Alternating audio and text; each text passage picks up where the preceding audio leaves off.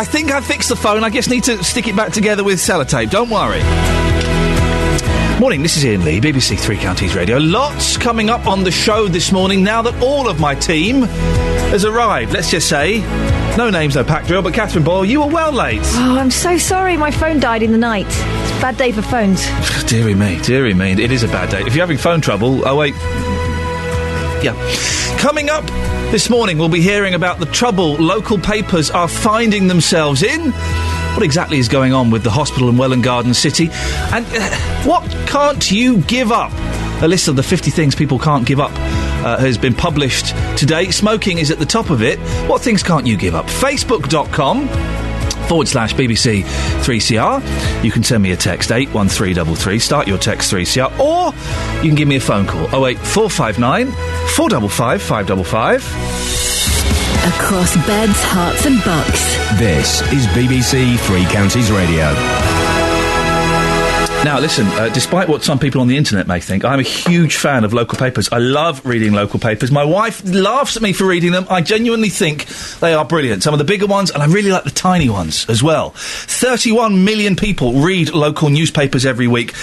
But have they really got a future in today's digital age? The BBC has this week learnt that half of the staff at publisher Johnston's Press, the local papers, are currently facing redundancy, with the company facing falling advertising revenue and crippling debt. Well, out Milton Keynes reporter Craig Lewis has been looking into this. Craig, which papers does this affect? Well, first of all, Iain, what I really need to say is I've got a little bit of a personal interest in this story. Up until about 4 months ago, when I came to work here at BBC Three Counties Radio, I worked at Milton Keynes Citizen. Yep. That's one of the papers that's affected by these changes, by a voluntary redundancy scheme going through Johnston Press at the moment. And they all fall within a regional press group called Premier, which broadly covers the Beds, Herts and Bucks area. Yep. And it's a number of our local papers like the Luton News, the Leighton Buzzard Observer, the Bucks Herald, which is in Aylesbury, the Beds Times and Citizen, as I said, the Milton Keynes Citizen, Hemel Gazette, and the Buckingham and Windsor Advertiser. Why is Johnston... I think I know the answer to this. I think we can work it out. But tell me why Johnston Press is having to take this action. Well, as Press Gazette editor Dominic Ponsford said last year, Johnston Press has become something of what we call a zombie company, which means really it exists just to service its own debts. It's currently more than £300 million in debt. At one point, that total was up to $500 million, and they're being hit by interest rates from the banks of up to 10%. So that's a huge debt to have to service as a company. On top of that, as with all the newspaper companies in this country, and indeed across the world, really, there's a lot of falling ad revenue. The crash hasn't helped. They bought up a ton of newspapers across Scotland and Ireland during the boom years. Those papers aren't making any money at all, and to make it even worse, to compound things, they can't sell them either. On top of that, there's a problem with the internet. As we mentioned, the digital age, everybody can put something up on Facebook, on Twitter, straight away, immediate publishing. They're not helped in some ways by ourselves here at the BBC. A lot of criticism this week from Theresa May, one person to criticise the BBC local websites for basically taking food off the table of local newspapers. What happens there is if somebody can get the news for free on, say, the BBC local website, why bother to go out and buy a local newspaper? That's the argument. Despite all that, the debt has fallen in recent times, down from £351 million last year to around about the £300 million mark now. The problem with that is the only way Johnston Press seems to be able to do this is by slashing jobs. In 2012, 1,300 jobs were lost across the whole of the country. That's Johnston Press is obviously a big national organisation, but many of those jobs I know were lost locally as well. And this voluntary redundancy scheme, launched last September, is the latest stage of that procedure. Now, I've spoken to a lot of people on the papers there. JP won't say exactly how many people are going to go, but what I've been told is that up to 50% of the staff could be on their way, could be taking up voluntary redundancy. There's about 40-odd journalists in this area, so that could mean that about 20 people are going to be going and basically cutting the number of journalists producing news for our local newspapers in half. We both read local papers. I wonder, and I'll put this out to the listener, when was the last time you read a local newspaper? 08459 455 555. How important is local press, Craig? Well, I think it's hugely important, and it's much the same thing as we have here on local radio. We're here to try and inform people what's going on every day, to educate them, to let them know about events that are coming up, and perhaps more importantly, to try and hold hold authority to account, whether that's the council, whether that's the fire authority, the police, to say what's perhaps going wrong in those organisations and to put it out there so things can be corrected, so people know, and also basically as a basic public information service, whether that's an event at a cinema, a theatre, an in memoriam, or something like that, or the latest sports results. And what effect will this have on the papers? What will we notice as readers? Well, I think it could have quite a huge effect, really, in the quality of the papers, because this becomes, and this is kind of my personal opinion to a degree now, it becomes a bit of a cycle of decline, because what you get is you get less journalists on the ground, less journalists able to go out and cover those court cases, those council meetings. I know towards the end of my time at the Citizen, it was very hard to get people out to go to court because we just didn't have enough journalists. Now, the more you're sitting in an office, the less you're able to go out and find real stories. That reduces the quality of the stories in the paper. You get an element of copy and paste journalism comes into things. Stuff sent in from a council press office, and because you don't have the time, it's simply press Control-C, Control-V, it goes straight into the paper. Propaganda from these organisations, rather than holding them into account, goes in the paper. And what happens then is less people are interested in buying that paper because the quality's down, less revenue's coming in, so JP, still under pressure from the banks, has to cut more jobs, so it's a vicious circle. Craig Lewis, thank you very much for your time on that. I'm keen to get your thoughts on this, dear listener. When was the last time you bought a local newspaper? There's me saying I do like local newspapers. I've not bought one for maybe a couple of months, just because life's been too busy. I'm certainly going to rectify that this week, and we'll go out and get some. When was the last time you bought one? Do you think that the local papers have had their day, and, you know, with Twitter and the internet and us and all kinds of things, that they don't really have a place in society anymore? If that's true, I think that's very, very sad. Morning! It's Iain Lee, BBC Three Counties Radio. The phone is fixed, and instead of using that dirty, dirty surgical tape, it's now got wonderful, clean, clear sellotape. Marvellous. Will you miss your local newspapers? 08459 455 555. This is BBC Three Counties Radio. It's 6:15. Morning! Iain Lee, BBC Three Counties Radio. 08459 455 555 is the telephone number if you want to give me a call. Shall we have a quick look at the front page of the newspapers? Yeah, why don't we do that? What with our guests not being there and stuff? Yeah, let's look at the front pages of the newspapers, the Daily Telegraph. Here is my girl in pearls, says Prince. As guest editor of Country Life magazine, it fell to the Prince of Wales to choose a girl in pearls. Oh, for goodness sakes, have these people got any idea what's going on in the world? And the choice was simple. He's chosen a picture of Camilla. To these people, the Country Life magazine, girl in pearls. Do you know what's going on in the world, you lot? I like the royal family, but I'm going off them by the moment. Two-tier A&E is 100 units cut care. Most to deal only with less serious injuries under radical reform of emergency services. Oh, I'm not laughing at that. I'm laughing at this. Matt is brilliant. You know Matt, the cartoonist? He is brilliant. He's won an award, apparently. It really... He says he draws what we're all thinking. He's drawn two scorpions on a beach. And he's written some words underneath, which are very, very funny. Coincidentally, this is one scorpion talking to the other. I don't know which one's speaking. I don't know if it's relevant. I'm going to assume I'm going to call the one at the top, the Scorpion 1, the one underneath Scorpion 2. Let's say that Scorpion 2 is talking to Scorpion 1.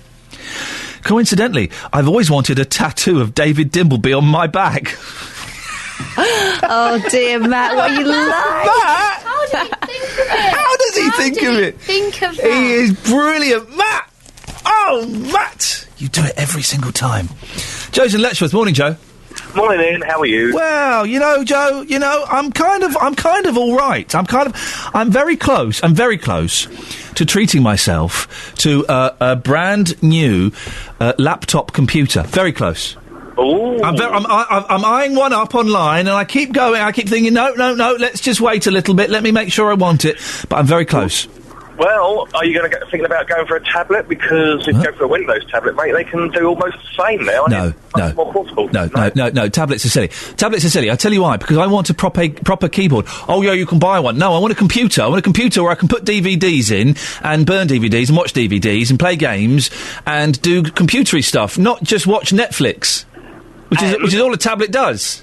And you can also use it for your radio journalism, because you can type, you can edit with all your audio programs and everything, can't you? So there you go. Wow, you're being serious when you say radio journalism. Do you hear that, Catherine? He Yeah, thinks I'm a it's funny. No, Is no, that that's Matt on the phone. No, that's not Matt. What he's saying is true. Oh, you do that, did he? Yeah. Well, I've got a bit of a claim to, not Matt exactly, but my dad does cartoons occasionally in certain newspapers. Hang on. Whoa. What certain newspapers? He's had a few published in the Sun. He doesn't do Striker, does he? Or George and Lynn? Does he do George and Lynn? No. I used to like that. Remember that? Are they still going, George and Lynn? Let's turn to the page. At the moment, it's Striker or Hagar the Horrible. That's it. Oh, no George and Lynn. I used to enjoy the... What happened to George and Lynn? Well, I think they finally put some clothes on and realised it wasn't 1977 anymore. Tell us one. Tell us what? One of your dad's cartoons. Oh, I can't remember. This was years ago. He still does them occasionally, but yeah, it's Ken Amos. When you'll see the signature. Oh, we're googling him. We're googling him as we speak. Joe, one thing I'm going to talk about this in a little bit, okay? But one thing I want to run past you. Yeah, go on. Tony Robinson, Baldrick, Time Team. Yeah. He's been knighted. He is now Sir Tony Baldrick Robinson. Sir Baldrick. What do you think about that? I don't think Blackadder's going to be very happy. I think it is the most... Listen, I like Tony Robinson. I think he seems like a nice enough bloke. But really, he was in a comedy 15 years ago, So Was I, and he digs holes in gardens. So can I if I wanted to. How does that get you a knighthood these days? Ian, you did the 11 o'clock show. That doesn't deserve a knighthood. I did watch you, though, and you were very funny. And sorry, Joe. The line seems to be a little bit bad. What did you just say? I said you were. I did used to watch you in the 11 o'clock show. And you were a bit naughty. Yeah, the line's broken up, Joe. I'm really sorry. I'm going to have to have to go now. Unbelievable. Who's it dissing me this time of the morning? For goodness, I don't come here to be insulted. Where do you usually go? I go to my house. 08459. Thank you, Joe. 08459 455 555. I will have a little rant in a minute about Tony Robinson being knighted. I can't think of anybody. Well, I can think of people less deserving than Tony Robinson, but not by much. Morning, Iain Lee, BBC Three Counties Radio. We interrupted this song to bring you some early travel news. Mike is on the motorway 1. Mike, what have you spotted? Right, just ahead of me, a lorry and a car have just collided. M1 southbound, just short of junction 9. Cars in the left-hand lane, lorries on the hard shoulder, but there's a lot of debris. It's obviously down to 2 lanes, so it's going to build up. Doesn't look like anybody was injured, which is good. Well, that's the good news. And, Mike, thank you very much for that. I appreciate that. 08459 455 555 if you've got any updates like that. Across beds, hearts and bucks. This is Iain Lee. BBC Three Counties Radio. Morning! What a fabulous morning it is, because my producer, Catherine Boyle, managed to turn up for work today. Hi, morning. Well done. What time? You're welcome. What time do you normally come in? I normally get in for 4:30. And today... I got a phone call at 5:30. Yeah, that was from me saying Wagwan. Where are you? Yeah, where are you? That's my what I said. phone had died. Phones don't work without batteries, it turns out. Well, and the alarms don't work especially. Your phone hadn't died. You hadn't charged up your phone. Charged it a bit, but not sufficiently. Can I just say, you are... Apologies, everyone. The third full-time producer we've had on this. We don't count Kelly Betts. That was an accident of birth. But she's whispering in. What did you say? Oi. Oh, you did, didn't you? But we've had producer Laura and producer Tara, and I don't think they've ever turned up late. Well, do you remember who was the newsreader for that entire time? Me. Do you remember who rang them up when they were late? Me. So I think I'm owed one. Okay. To be honest. And it won't happen again. Lesson learnt. It's your third week here, and you've... Third week? Yeah. Really? Yeah. It's longer than that, isn't it? Well, all right. It's your fourth week here. And I've done one. Apologies. Sorry? Apologies. I'm sure that the quality of the programme will suffer as a result. I would like to say something with my hand raised. Yes. I've woken you up as well, so careful. As your producer, I was never late. As your BA, different She's story. always late. For goodness sakes. 08459 455 555. Catherine and I will look at the papers Sorry. I think you have done one. What's that? Catherine and I will look at the papers. If you want to take part, so childish, then give us a call, 08459 455 555. But we're going to have a little smooch to Phyllis Nelson. Whoa, I'm not that sorry. Enough of that nonsense. 08459 455 555. If you want to take part in the paper review, you can do. Catherine Boyle is here. Morning, Catherine. Good morning. What have you found in the papers? I found loads of stuff. Well, you haven't, have you? A spectacular mistake on immigration. Straw finally admits that Labour messed up by letting in 1 million East Europeans. Guess the paper. Daily Mail? Yes! Beautiful. Power bills to soar for the next 17 years, and Strictly's Natalie has an epidural for back pain. So you've not found... those epidurals. Have you ever had one of those? I've had a lumbar puncture. Oh, I still remember the squeak as it went in between my spinal column. It does make a squeak, doesn't it? So you've not found anything in the papers, you're just literally looking at the front pages? Dolly Parton has revealed the secret to a 47-year marriage. Boobs. She's massively loaded. No, he's funny and he makes me laugh. Dolly, who's married to Carl Dean. Did you know she was married? I didn't know she was married, no. Since 1966. So it's important they both have their own lives, and her husband, who runs a road paving company in Nashville, good for him, has never been interested in celebrity. Well, the thing that's got me, it's in a lot of the papers, page 15 of The Sun, if you want to read along at home. Blackadder. It doesn't even work as a pun. Basically, I don't get this. Tony Robinson seems like a nice bloke, seems like a decent bloke. He's been knighted. He's Sir Tony Robinson. I think this has got me quite angry. Is that for services to acting? No, it's for... I don't know what it's for. It's just for, like, doing his hobbies or something. I don't know. It doesn't even say... being a Labour Party activist. So I don't get it, right? He was good in Blackadder. That finished in 1989. Time Team, he's digging holes and looking at old coins. I like Time Team. Well, that's because you're quite dull. But Tony Robinson, as a Sir... 08459 455 555. There can't be anybody listening to this.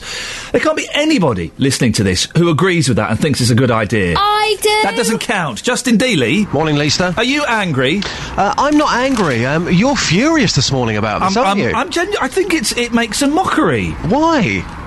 Well, because what's he done? What's he done? Okay. I've got a cunning idea, Your Majesty. I've got a cunning idea. No, cunning plan. Okay. He's made a lot of people very happy with his TV programmes, and secondly, of course... I'm glad you added that caveat at the end, yes. But he's written a number of history books for children. He's made a big difference, surely. What difference has he made? He's written some history books for children. Oh, for goodness sakes. And of course, you're missing the big thing here. He was the voiceover on Airline, that TV show. Oh, yeah. Oh, job done. Yeah. Tell you who'll be gutted. Rowan Atkinson, because he's only just got recognised, hasn't he? And he's his boss. Yeah, everyone knows that. Justin, I was furious this morning, and I said, Justin, I'm angry. Go out and find people who agree with me. Have you managed to do that? It's very early, it's very cold, but I've done just that. Let's see if people agree with you or not. Here we go. Tony Robinson. Iain Lee's not happy. What do you think? I think it's great. Tony Robinson, he's a legend. Baldrick, and then archaeology, bringing that into the forefront. It's great. Well deserved, then. Absolutely. Tony Robinson has been knighted. What do you think about that? Tony Robinson. What? No, he doesn't. He's earned enough money already. So it should be about the real people. Yeah. Yeah, he's one of the great characters of the media, isn't he, Tony Robinson? I mean, after all, if you're interested in archaeology and all that, Tony Robinson's programmes are ideal. Because Iain Lee back in the studio thinks it's totally disgusting that he's got a knighthood. Well, when you think there's some of these faceless bureaucrats that waste public money who we never hear about, they get knighthoods, and I think somebody who's well known getting a knighthood is a good thing. Good morning, how can I help? Good morning, Intercom Man. Iain Lee sent me out early this morning onto the streets. Not too many people about. He's not happy that Tony Robinson has been knighted. What do you think? No comment. Sorry. Thank you, Intercom Man. You're welcome. Well, I would suggest that Intercom Man possibly has a vested interest in this. It's Rowan Atkinson. Yeah, it might be. Seriously, Justin, I'm furious about this. Mixed views, though, Ian, mixed views. I think a lot of people can appreciate his work and what he's done, but other people, Ian, saying there in that piece, and I do go along with that to a certain degree, it should be about real people. Every single year, the Pride of Britain Awards, for example, some incredible people on there, yet the whole room is full of Z-list celebrities. Who cares? It should be about real people and real achievements. Hey, Justin, if you got the call, does that mean you would turn one down? Absolutely. I'll turn one down, of course I would. Yeah, right. You turn down a knighthood? Maybe not. There we go. Justin, one more thing. There is a thing in the Express today, the top 50 things that people have given up.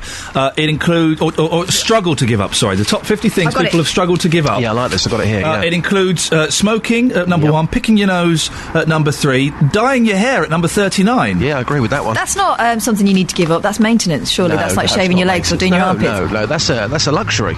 It's a bit like smoking. That's a luxury.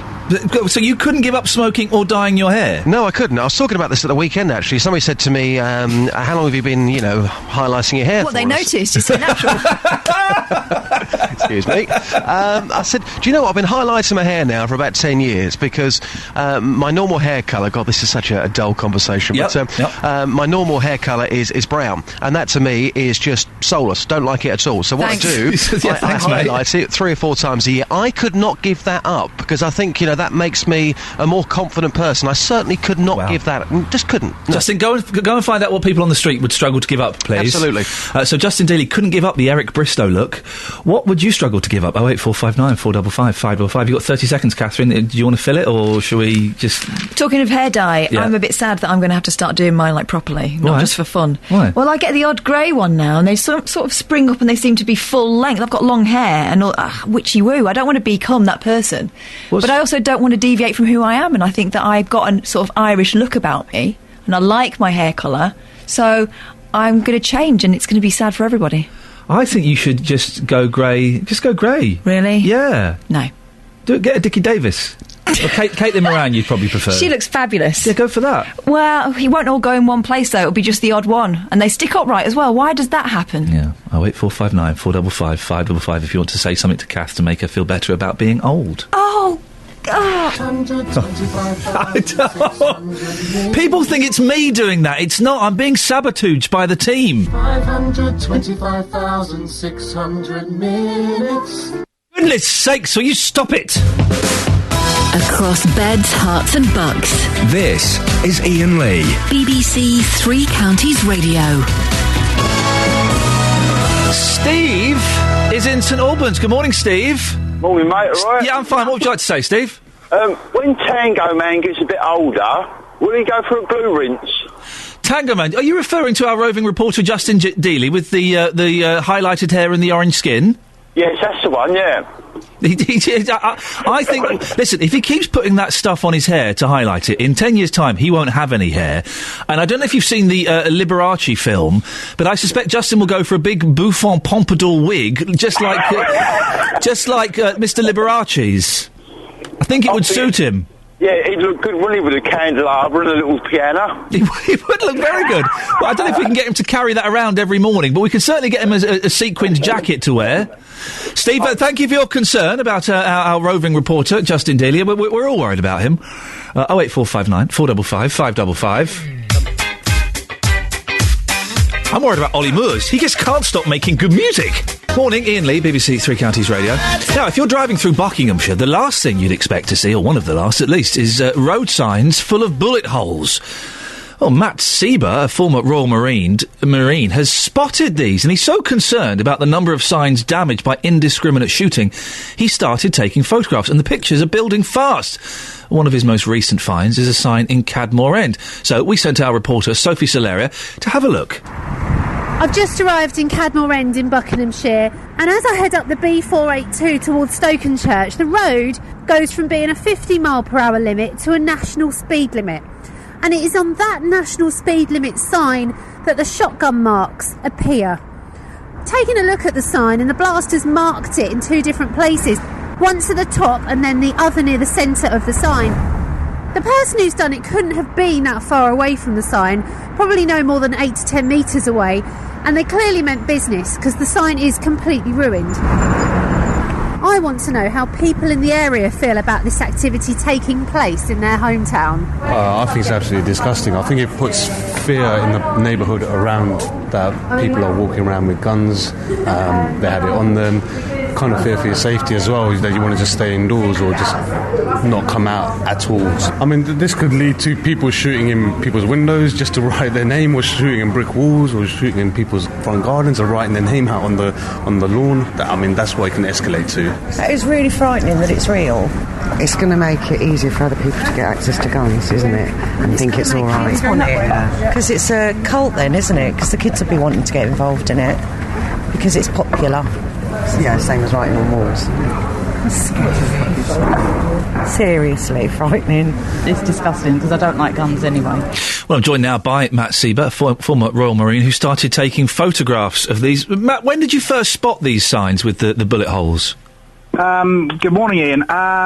Firstly, in Northern Ireland, when I was in the military in the 80s, a location where you wouldn't be surprised to find this sort of thing, because in those days, of course, it was... Northern Ireland in the 1980s is a completely different world to Buckinghamshire in 2013, isn't it? Which is why I'm so surprised to hear about this. Absolutely. I have to say, this is nothing new. I haven't suddenly discovered something that's suddenly starting. We've had this type of activity ever since we've had firearms. You just wouldn't expect to see it, though, would you, in the UK? You might expect to see it in somewhere like the US, where we would smugly expect to find it, and indeed you do. But here in the UK, somewhat of a surprise. I started the project in 2008 when I was working up in Yorkshire, where I noticed 3 locations on a single day, and it just got me thinking. And the more I looked, the more I found. And how many have we do we know exist in Buckinghamshire? Certainly in Buckinghamshire, there's 3 sites, one of which has been removed. That's only what I've found, though, Ian. That's not to say that that's the total in Buckinghamshire. I've limited resources. I can't be out every day looking for this. So if I were to make a concentrated search, that being anywhere in the country, I'd find a lot more. Why would someone do this? I don't get it. Simply, in my view, to experiment with a firearm. I'd rather hope that the people perpetrating this have got a firearm illegally, and thus that limits their opportunity to test fire it. And these are guns, aren't they? They're not air rifles. These are actual, proper, real guns. Absolutely. Wow. Damage from air weapons, I find it so often I just dismiss it. I only record damage that I find caused by shotguns and firearms. But almost certainly, all types of firearms, rifles, handguns, shotguns. Now, I'm assuming you've spoken to the police about this, Matt. What have they said? Depends on which police force. Some police forces have been very proactive. Others in the past have been somewhat dismissive. One police force, for instance, suggested it was probably just stones flicked up by lorry tyres. Oh, right. That's the sort of response I've had in the past. Well, we did invite, Matt, we did invite Thames Valley Police to talk to us this morning. They declined, as they also seemingly declined to follow up investigations into the sign in Cadmore End when you reported it. Actually, the police did follow up with that, and they did inform me they made some house-to-house inquiries, but came to a dead end. You can't expect the police to find a solution to this, to be fair. But what I'd rather hope, and what I hope in the future, and I want to help the authorities, is at least be aware it's occurring and make some record of it. It may lead to intelligence leading to goodness knows what else. Matt, thanks very much for your time. Indeed, that's Matt Sieber. He's a former Royal Marine. If you spotted them, he reckons there are at least 3 sites in Buckinghamshire that have got bullet holes. And this isn't an air rifle, a BB gun, which is still pretty nasty pieces of work anyway, but these are actual proper guns with bullets. Have you spotted these? Does it worry you? 08459 455 555. We've been talking about job losses that will be occurring at various local papers across the 3 counties. We're asking this morning, when was the last time you read a local paper? Jenny on Facebook says, I get 2 delivered free. Why would I go out and buy one? I sometimes flick through it and use it to find local tradesmen. But all of the news is available on their own websites at my convenience. Juliet says, yes, I'd miss it. I'd miss local papers. I read through it and it's very helpful for local goings-on. And Joe says, I haven't received a free one through the door in 14 years of living here. I've occasionally bought one. Would I miss it? No. Well, would you miss your local newspapers? Morning! Iain Lee, BBC Three Counties Radio. Lots coming up on the show this morning, including significant number of local papers are facing a 50% reduction in staff. Would you miss your local papers?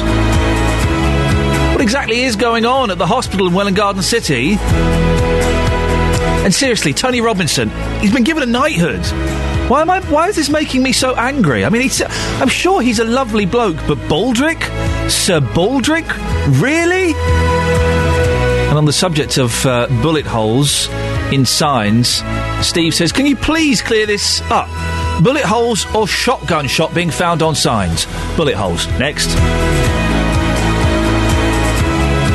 Facebook.com/BBC3CR.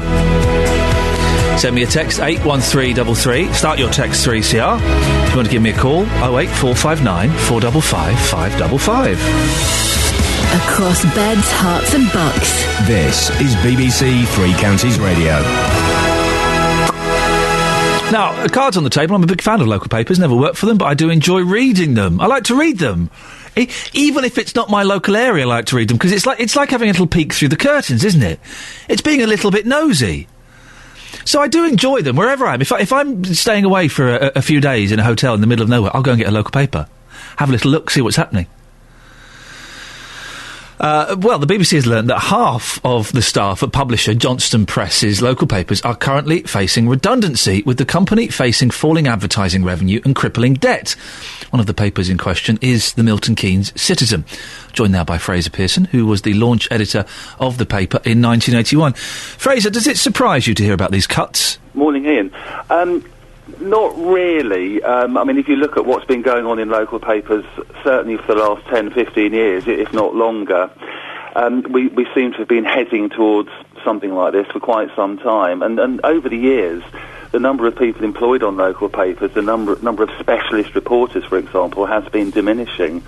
So I'm not surprised. I'm saddened, but having said that, nothing stays the same for very long these days, does it? You know? The whole newspaper industry across the world is facing a massive shake-up. Do you think local papers can survive this? I think they can survive in some format, but clearly that there's an increasing presence on the web. As the actual sort of papers themselves shrink. I mean, you can't move without getting news, information and content of some sort, from your PC, your tablet, your radio, telly, whatever. And there's perhaps, I don't know, I think perhaps that, the golden generation of people who really cherished local newspapers has gone, and we're far more, we're far more on the move and busy and just used to getting information from other sources. The other thing I think is quite important is when the local paper used to come out, locally, it was always a bit of a surprise. You didn't know what was in it till you sort of started turning the pages. But now, an awful lot of the content, you've either seen it online or it's been talked about on the radio, or the newspapers themselves will put a lot of their content on the web before they actually come out with a hard copy version. So I see them really developing the websites even more, and perhaps, I mean, maybe one day, it will just be about a series of community websites. Oh, I hope not. Listen, I'm an old man. I don't like reading my news online. I like to hold. I like this. I like to hold a newspaper and to flick through the pages, and by flicking through the pages, I look at I wouldn't have spotted that on a website. I wouldn't have spotted that. Yeah, no, I'm like you, and I do exactly the same as you when I'm on holiday as well. Have a little look at, a little sneaky look at what's going on in the local place I'm staying. Lots of people, Fraser, or several people, have been blaming the BBC for local radio and their local news online. Do you think that's fair? I don't think so, no. I mean, when the Citizen launched back in 81, it was about the time that BBC Radio Bedfordshire and Chiltern Radio launched. And we embraced the fact that we were sort of part of the media mix in such an exciting place. I think at the time we were the only paper that would carry their listings, because we didn't see them as a threat. We saw them as a kind of partner. We were doing different things, ultimately serving the same purpose. But as you say, there's nothing quite like sort of leafing through a local paper. It's a completely different experience from listening to the radio. I've for a long time have thought that BBC Local Radio and local newspapers should work arm in arm for the community. There are some people who work in local newspapers, though, who would resist that, and they are staunchly, nope, we are an independent local newspaper, we will not cooperate with anybody. That attitude isn't particularly healthy, is it, in this day and age? Well, no, it's not. I mean, I think you can be an independent local paper, not that there are many of them left, I hasten to add, but you can remain independent, but work with partners. I mean, every other aspect of modern life. I mean, I work in local government now, and, you know, working with other organisations is all part and parcel of our daily life. And, no, I think the two types of media go together really well. Is part of the problem the content? Because quite often local newspapers, by necessity, they've got big pull-outs about cars and big pull-outs about housing, and then the back third is full of adverts and escort services and things like that. Now, obviously, they need to do that to generate more of an income. Yeah. But do you think that could be putting people off? I'm not sure. I mean, all newspapers, whether they're paid for or free, and indeed commercial radio and television, rely on advertising revenue. So, and you know, I think we all know that we're bombarded with adverts and, you know, product placements in films and what have you every day of our life. If you're not looking to buy a car, then I imagine you just pull the motoring section out. I mean, it does have some editorial in it, and sometimes it's nice to read about a particular car you can't quite afford this week. But no, I think, you know, the local papers in Milton Keynes have got very good sections in them, and you can pick and choose the bits you read. Is there a danger, do you think, Fraser, that we'll be leaving local news to citizen journalists? You know, everybody's got access to Twitter now, and they think that they can break a story. Well, I mean, it's incredible. You know, every time something major happens in the world, you know, normally some terrible disaster, you expect to see a picture of it within seconds. Yeah. And normally you do. You know, even on the BBC website, and, you know, lo and behold, it's credited to somebody on Twitter. So clearly, you know, people, you know, normal members of the public do have an important part to play in generating and spreading news. I think what worries me most of all is that local papers are breeding grounds for tomorrow's great journalists.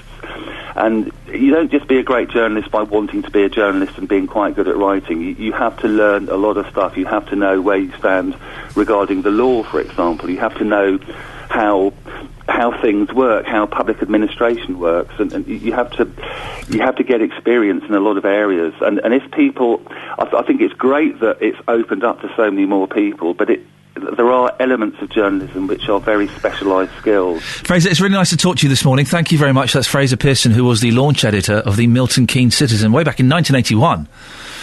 I don't want to make him feel old, but I was 8 years old then. Fraser, thank you very much indeed. Well, will you miss your local newspapers? They are, I guess. I mean, my wife laughs at me for reading them. Why do you want to know about, you know, what's happening to a lollipop lady? Because I want to know what's happening to a lollipop lady. I love stuff like that. 08459 455 555. Philip's in Wing. Morning, Philip. Morning, Ian. But Philip, will you miss your local papers? Well, no, not at all. I stopped reading about a year ago when they started bringing out this advert to cover the front pages.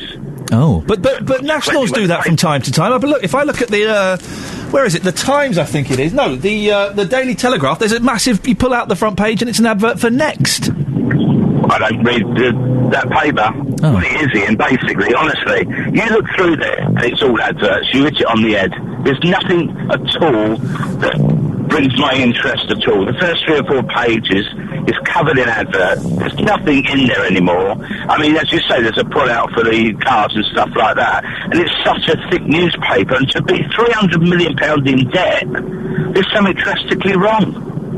How do they get in that type of debt? I mean, I run a business, and it really, I mean, I get really scared if I go overdrawn. For them to go £300 million, I think what they need to do is get a couple of members of the public to have a look at the paper and take their view.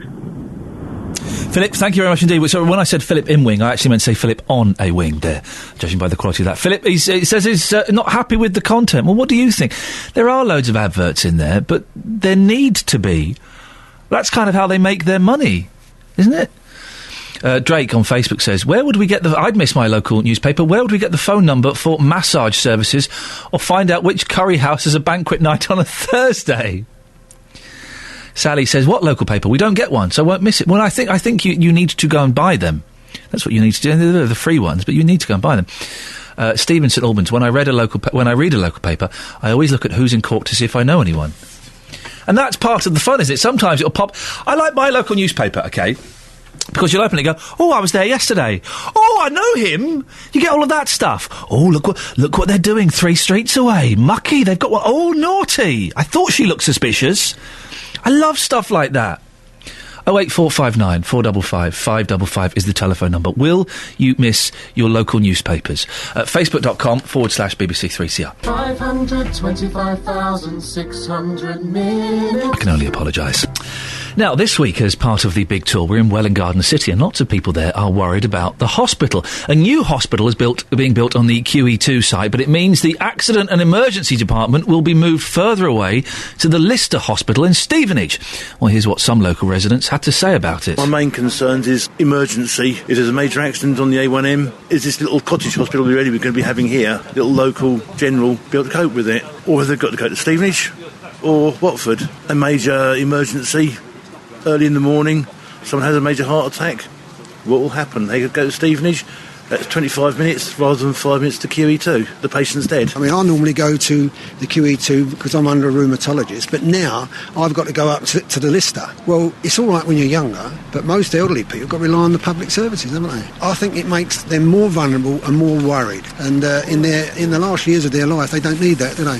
Well, at present, the more serious accident and emergency cases are switched elsewhere overnight, but some people are confused about where to go for treatment. Barry Cross is the secretary of the Welwyn and Hatfield Keep the NHS Public campaign. Good morning, Barry. So what exactly is the problem? Well, the problem is, you heard it just now, it won't be a hospital. The new building will not be a hospital. There'll be no hospital beds, no A&E department. It'll be 25% of the present building. And it just will not offer the same services to people as they should expect at the moment. And why will that cause problems for people, do you think, Barry? Well, it has already caused problems. I've heard, when I have campaign stores, we've done it for a while, but a lady trapped under a bus outside the QE2 hospital. Because of all the changes, the life-saving equipment wasn't there to save her life, and she died. This is precisely what has happened, is happening, and will continue to happen, because services have been taken away from the people who need them, where they need them. So what services are still provided at the QE2 hospital in Welwyn Garden City? Well, at the moment, you've got an A&E daylight hours only. If you're lucky enough to need the services between 8 o'clock in the morning and 8 o'clock at night, you can still access the services. But if you're unfortunate, it's when you have your accident after 8 o'clock at night, then you have to shunt it off to Stevenage. You look at it. When they had an infection at the Lister Hospital, they had to shut a ward down, reopen a ward that had been closed at the QE2. Once the building's gone, they won't have the luxury to do that, will they? They'll only have a pokey little place, and they won't have the extra building to be able to do that with. Do you think there's been enough publicity about the future changes? No, because the Trust don't really want people to know. People who don't have to use the services every day or regularly think, oh, well, it's there when I need it. And then, of course, when they do need it, it's not there and the services aren't there. The Trust keeps them in the dark about it. So, just to clarify, you're saying that the East and North Hertfordshire NHS Trust don't want people to know about this? No, of course they don't. Because we will be speaking to Peter Gibson from that organisation in a couple of minutes, and I think he can hear you, so I'll put that point to him. Yeah, fair enough. And you've been campaigning about this for years, haven't you, Barry? Since 2006, yeah. So that's 6-7 years. You haven't got anywhere. Is it time to give up? No, I'm not one to give up this side of the grave, basically. So you're going to keep on fighting. Where do you take this next? Well, exactly. I mean, these local bureaucrats that you're going to be talking to, I know the bloke, I know Nick Carver, I've met him in 2008, they're really carrying out the policy of the government. They're the political paymasters. And this shower is carry on where the last one lot left off, basically. Barry, listen, stay on the line. I'd like to speak to you in a couple of minutes. Just have a listen to what my next guest says. Peter Gibson, Head of the Public Affairs at East and North Hertfordshire NHS Trust, joins me now. Good morning, Peter. You heard Barry there saying that your trust doesn't want people to know about the changes. You're trying to keep it secret. What's your response to that? I'm flabbergasted. Why else will we have taken information out to the public wherever we can? It's actually very important that the public is aware of what we do. We meet with local patient groups, we have information on websites, we try and get information out through the local councils to people, and I am sitting here thinking, I have no idea what Barry is talking about. But if you're talking to patient groups, that's fine. That's those patient groups. That's only the people who are patients at the moment. Not everyone has access or would think of looking at the website, and the local council may not have reached the right people. So there are a significant number of people who don't know about the changes, aren't there? I absolutely agree. Could you be doing more? The major changes are actually happening towards the end of next year, and that's why I understand that my colleagues at the Clinical Commissioning Group, who are actually building the new QE2 hospital, are planning a major campaign next year to address some of those. And do we know what that might involve? Yeah, so I don't know, because they're a separate organisation who are building it, but we will, of course, play our part in making sure that happens. So which services are being switched from Welwyn Garden City to Stevenage? Well, I'll tell you what the services that will be remaining at the QE2, because that's very important, because it's the vast majority of contacts that people have with hospitals. So that's outpatient department, all the X-ray scanning, blood tests, antenatal, postnatal, there's an urgent assessment zone. There's lots and lots of services which actually are the ones that people use most. However, the services that people have the most, if you like, concern about are inpatient and emergency care, including A&E. Now, there will be a local A&E facility which will look after around 3/4 of the people who already use the service. And that will be at Welwyn Garden City, and that will be at Welwyn Garden City.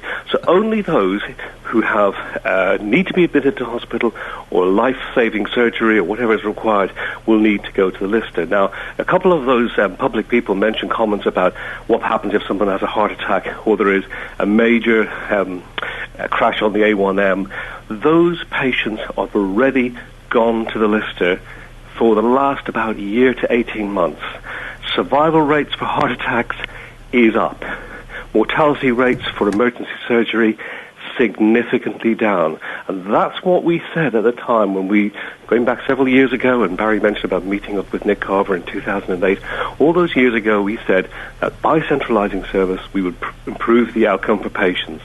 We accept that, of course, some people have to travel a bit further, but the reality is they will get, their chances of them surviving an emergency will be greater, and the data's already coming through proving that to be the case. Is it easy for patients to get to the Lister Hospital in public transport from Welwyn? It is public transport. It is a bit difficult. There's actually one thing that could make a huge difference, and this is something that maybe Barry might want to think about. There's a bus, a very regular bus, every 15 minutes that goes from Hatfield through Welwyn Garden City up to Stevenage. Every second one carries on to the Lister. If the bus company, and we're trying to lobby, and I hope other people will do, just extended that bus the last mile or two, then we would have a 15-minute service starting very early in the morning, around 5, 6 o'clock, carrying on till 10, 11 o'clock at night. Well, that would be fantastic if that happened, but that's not up to the public to sort that out. Surely those are negotiations you should be having with the bus company. And we are, but also we're trying to encourage local politicians, others with an influence, and I would have thought Barry's group is a perfect example, to also put pressure on the bus companies. How are those negotiations going at the moment? Well, we've lobbied on various occasions through the Hertfordshire Integrated Transport Board and not heard anything back, really. Why don't you just at 9 o'clock this morning just give them a phone call? Can you do that? Give the CEO, whoever it is, a phone call. We will keep on doing that, but I'm saying you'll give them a phone call this morning. Simple solution that we will continue to lobby for, but this is a private bus company. We can't make them do. No, you can't. But you could. I'm sure if you phone up and say, "Hello, I'm Peter Gibson. I'm the head of public affairs at East and North Hertfordshire NHS Trust. Can I speak to your boss?" They'll put you through, and then you say, "Look, can we meet for a coffee and sort this out? Because it'll be a simple thing that will be beneficial to both sides." Could you give them a call today, Peter?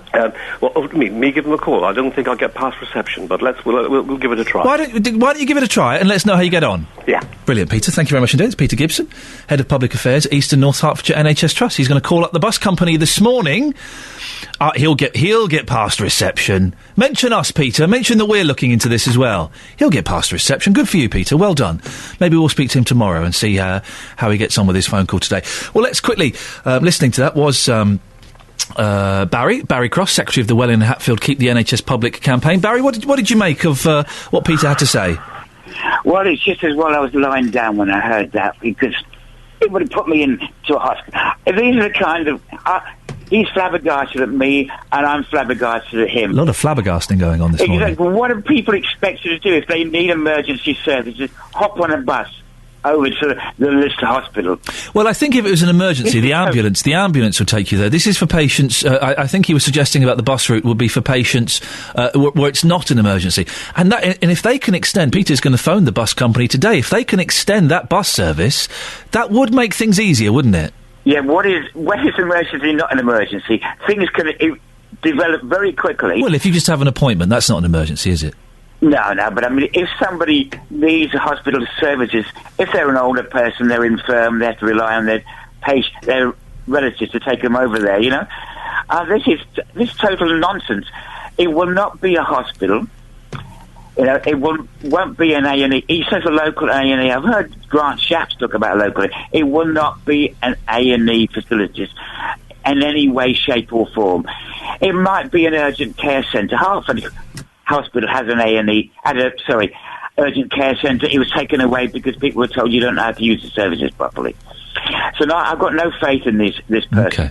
Barry, listen, we have to end it there. I appreciate your time this morning. Barry Cross, Secretary of the Welling and Hatfield Keep the NHS Public campaign. And the other voice you heard was Peter Gibson, Head of Public Affairs at East and North Hertfordshire NHS Trust. We may have made a tiny, tiny little soupçon of progress there. As Peter has said, he's going to phone up the bus company today to see if he can get a chat with the boss. He'll get past reception. Mention us, Peter, and that might... Well, actually, maybe not. No, do. And that might help things. And maybe we'll speak to him tomorrow or later on in the week to see how he got on. Call 08459 455 555. BBC Three Counties Radio.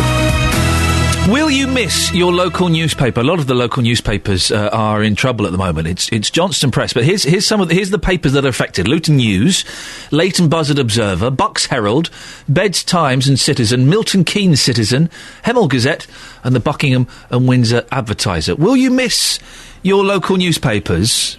Yeah. And Catherine, what do you say? Would you miss them? What am I saying? Will you? Well, yeah, will you? It's not a foregone conclusion. Well. We're arguing semantics here. When people are passionate, Catherine, people are in the throes of passion, as I am at the moment. Right. Yes, so you get language wrong. Miss, please? So you get language wrong. Does it matter, really? Yes, it does. If you're talking about my job, I'd be bothered. Will you miss your job? Not really. You've got a really interesting twist you want to spin on this, haven't you? Yes, I have. I think for a lot of people, that moment where they have something appear in the paper that concerns them is a moment that they treasure. And if you go through, I've had occasion to go through my grandparents' belongings recently after they died, and they kept clippings. How on earth are you going to capture that? It's not going to work for a Facebook status, is it? All right, so you've made... All right, no... So clippings you've kept. Call me now. 08459 455 555. Don't do that again. Now, you cheated then. You cheated because you sold it to me as, we can ask people what clippings they've kept. Yes. Then you brought in your recently deceased grandparents. That's a low blow. I think for many people, that's the moment when they realise that... that their parents or grandparents have kept these things. People do not keep clippings. They do. All right, let's ask a random young person. Kelly Betts. Hiya. What clippings have you kept? Seriously. I personally haven't, but my parents and my nan have. There you go, you see. People don't do it anymore. When you have your own children... When your children appear in the paper... They are my own children. What do you know? When your children appear in the paper, you'll keep them. I'll keep the children. Put them in their little achievement book. I'll keep the children, but I'm not sure I'll keep them. You will. 08459 455 555 is the telephone number. Some texts. I will miss my local papers. You see, Helen will miss her local papers. Not would. Would. She would. She will. If they were to go, they're not. Hopefully something will happen. If they go, she will miss them. Thank you. And always buy a local paper wherever I am in the UK. You can't get the same online. Public notices from local council are published in press. It's how I picked up on a plan that would have affected all of us. John says, I met my wife through the personal column in the Herald. I went to see her for an holistic massage. Is that what I think it is? No, I don't think so. Oh. And Bill says, Ian, if the Citizen goes, how will we find out who's been hatched, matched or dispatched? Neil's in Stukely. Morning, Neil. Good morning, Ian. Neil, have you kept any clippings? I have got a lot of clippings, actually. I'm going to keep a little tally. So clippings and no clippings, and that's one for the clipping. What clippings have you kept? Well, as I was saying to Kelly before, I actually work at the Bucks Herald as a full-time freelancer. Oh, hang on a second.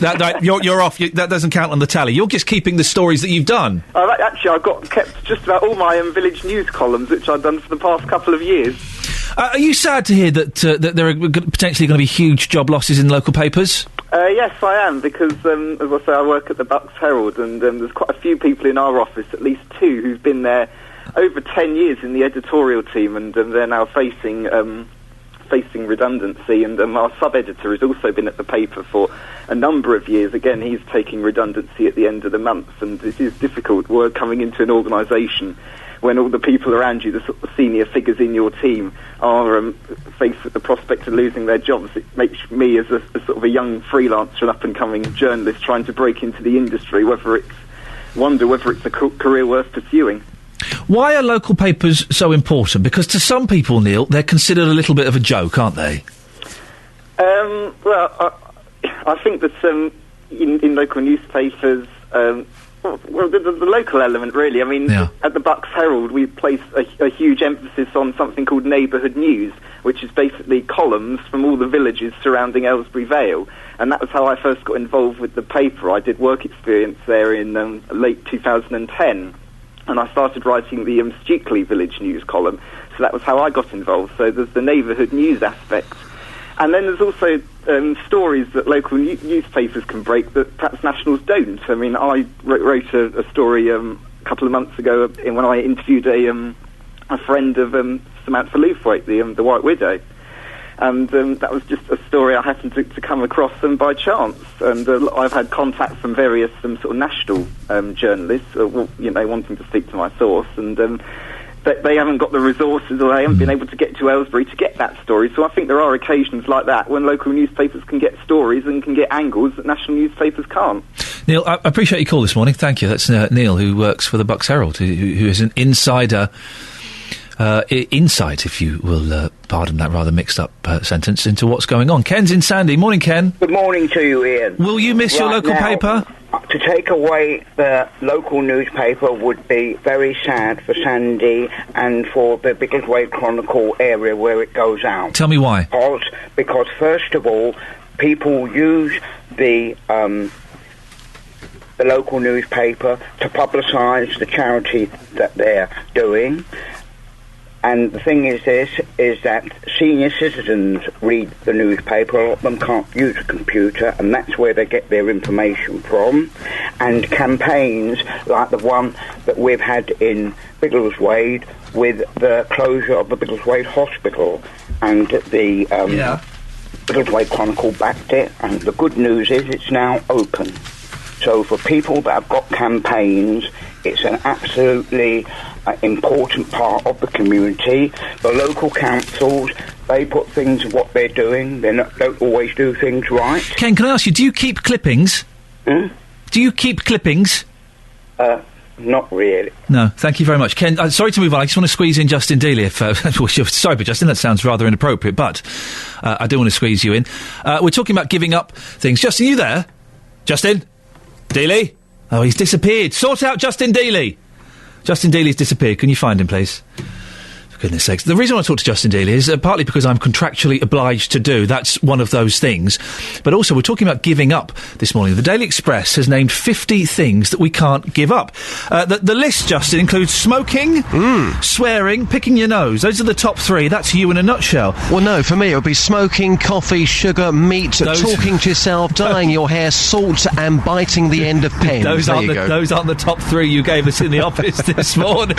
Obviously, we're now on the radio, so it's slightly different. Number 23 is cracking knuckles. I do like a good... I do like a good...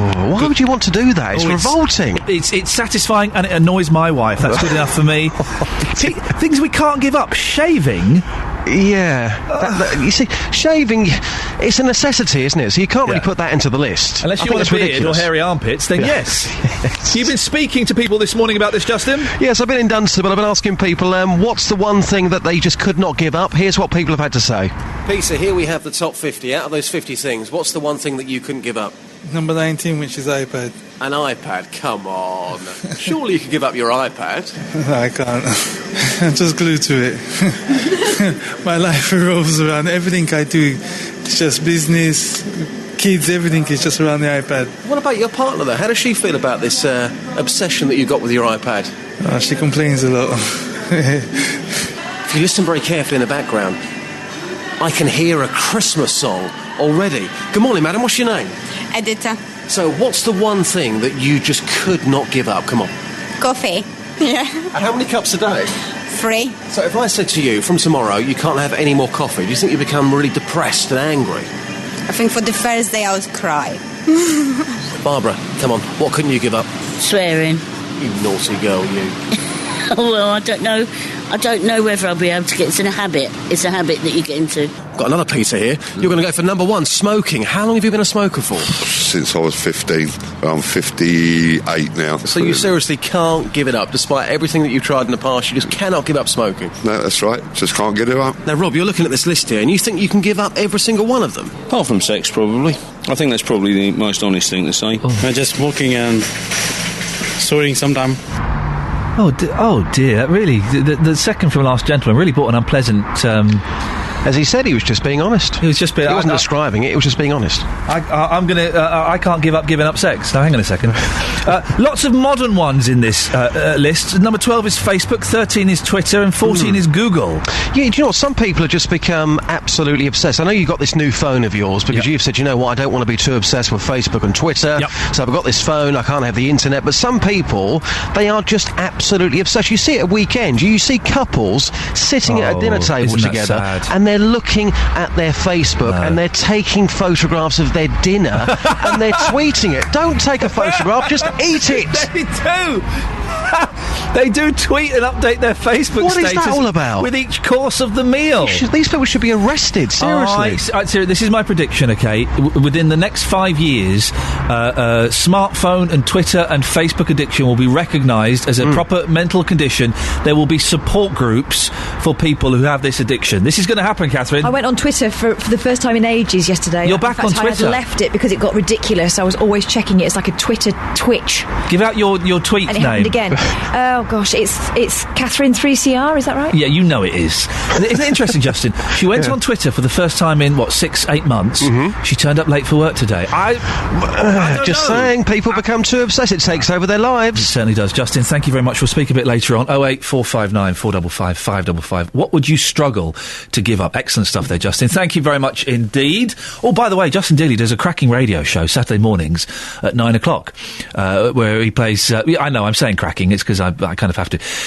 He plays a bit of music and he has a guest. Remind me later on, Justin. We'll find out who your guest is going to be this Saturday morning. 525,600 million. Kath's genuinely annoyed now. You better stop, Kelly.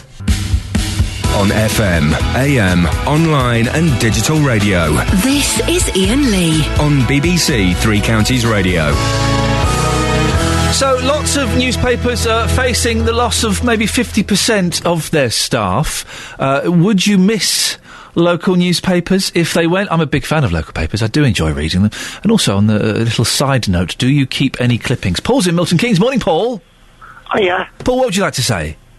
Yeah, I've got 2 clippings. One's been made into a photograph. Oh. And one I've still got out of the paper, and they've both been put in frames. And that's from the early 1970s, the Tunbridge Chronicle. And what are they pictures of? Football. Huh? When we won cups. So it's not a picture of you or your family? Oh, no. Well, yeah, I'm in them. Oh. Where? Are you playing? Yeah, well, no, it's like when we won the cup and then we beat Shibburn 7-3. Oh, sweet. Well, I remember it well. So are you in the photograph? Yeah, I am, yeah. Were and you the in... headmaster and everything. And I say school football teams. Yeah. I got that. You didn't mention that. Okay, that makes perfect sense. Yes, that must be a lovely souvenir of the time. And you say you've had one of them framed, have you? Yeah, I've got... No, both of them are framed. And whereabouts do they reside? They're on the not a cabinet, like a shelf thing in me lounge. Beautiful, beautiful. Things like that. Now, I tell you the thing, I was in the local paper when I was 7 years old, for learning to play the cello. They had a little feature on me, and I wish my mum had kept that clipping. It was a lovely picture. I know, you lose all that, don't you? You do lose all that, and I've tried to track that down. It was when I was in Slough. It would have been about 1980, and they came and took some photos of me playing the cello, and they interviewed me, and it appeared in, I guess it was the Slough Observer, it must have been. I would love to be able to get that back. Yeah, there used to be because the citizen offices, it moved from Central Milton Keynes by Lloyd's Bank, and there was an office up there where you could go, if you didn't get the citizen delivered, you used to be able to go and get it. Yeah. But now I don't know where the blooming office is. Well, listen, Paul, I appreciate your call. Thank you very much. Oh, I'd love that. From the Slough Observer, a little article about me playing the cello. That would be nice. I've got one of me winning a biscuit competition when I was at school. What's a biscuit competition? We did a Christmas biscuit. It was like a sort of sales and marketing exercise. Oh, so you had to... OK, right. And we made Nobby's Nibbles. Oh, dear goodness. Go away, for goodness sakes. Across beds, hearts and bucks. This is Iain Lee. BBC Three Counties Radio. Now, if you're driving through Buckinghamshire, the last thing you'd expect to see are road signs full of bullet holes. But Matt Sieber, a former Royal Marine, is so concerned about the number of signs damaged by indiscriminate shooting, he started taking photographs. Well, Richard Law is secretary of the Shooters' Rights Association and author of the book Does the Trigger Pull the Finger? Morning, Richard. Morning, sir. This kind of behaviour isn't acceptable, is it? Surely it illustrates why we need to have stricter controls of guns. It's certainly not acceptable behaviour. And the question in my mind is whose guns might be doing the damage. Well, the guns that belong to idiots. I'd agree with, yes. The problem from my side is that only about 1 gun in 10 is in the licensing system. Right. So, I've had a quick look at the Mr. Sieber's photographs, and yes, we're looking at damage caused by rifles and shotguns typically, but who would be doing that and why? I'm thinking criminal damage, I'm thinking bravado, I'm thinking stupidity. Does this kind of behaviour give, in inverted commas, decent, closed inverted commas, law-abiding gun owners a bad name? Well, I suppose it could do, because every gun out there started off legal, and they gradually drop out of the system as the system changes.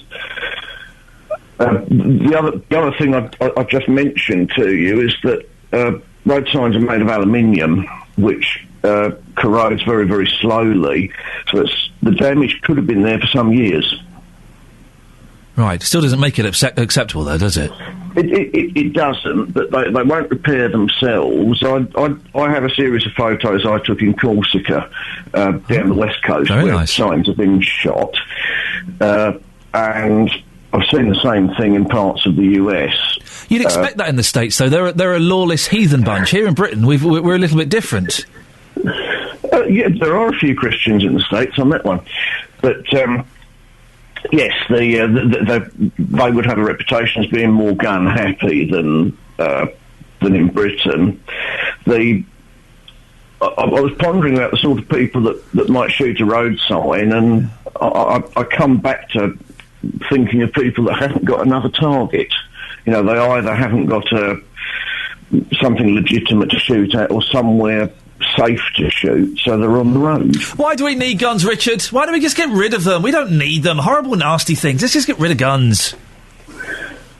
It's one way of doing things. At the moment, the only guns left that are registered are those that are used for activities like pest control and deer stalking, that sort of hunting.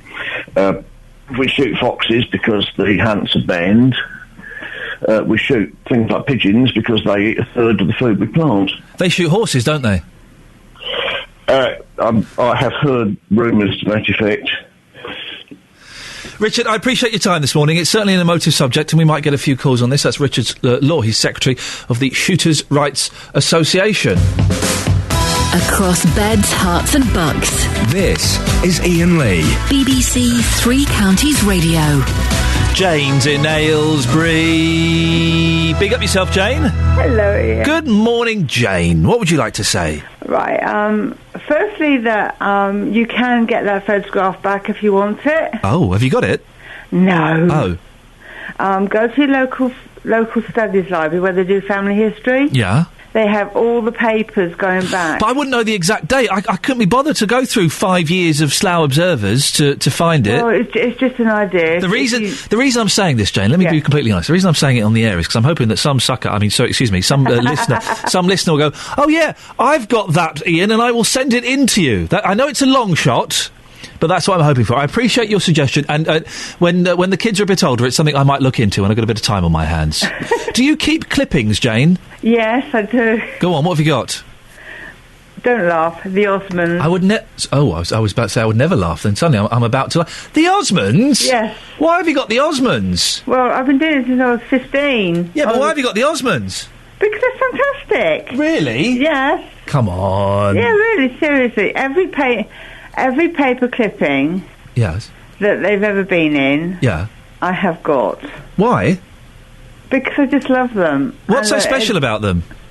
They're such fantastic people. I've met them, and they are so down to earth. They're nothing, I'm famous, blah, blah, blah. Which one's your favourites? Is it Merrill? There's one called Merrill? Merrill, yeah. Do you like Merrill? Yeah, I like them all. Oh, here we go. Do you want to sing along, Jane? Not with my voice at the moment. Come on! Any way you please. I don't know the words. Go on, Jane. Take it, Jane. I could never be. Really belt it out, Jane. No. If I could say go, it's a game. It's your play, it's driving me away. Don't love me for fun, girl. Let me be the one, girl. Is that enough? Yeah, that'll do. Thanks very much. Thank you, Jane, for being such a good sport. You see, this is why this job is so much fun. I've got brilliant listeners like you that are just a really good sport and join in and have fun, which is great. Thank you very much for that. We'll be talking more about the local newspapers that look like, well, they could be in quite a bit of trouble.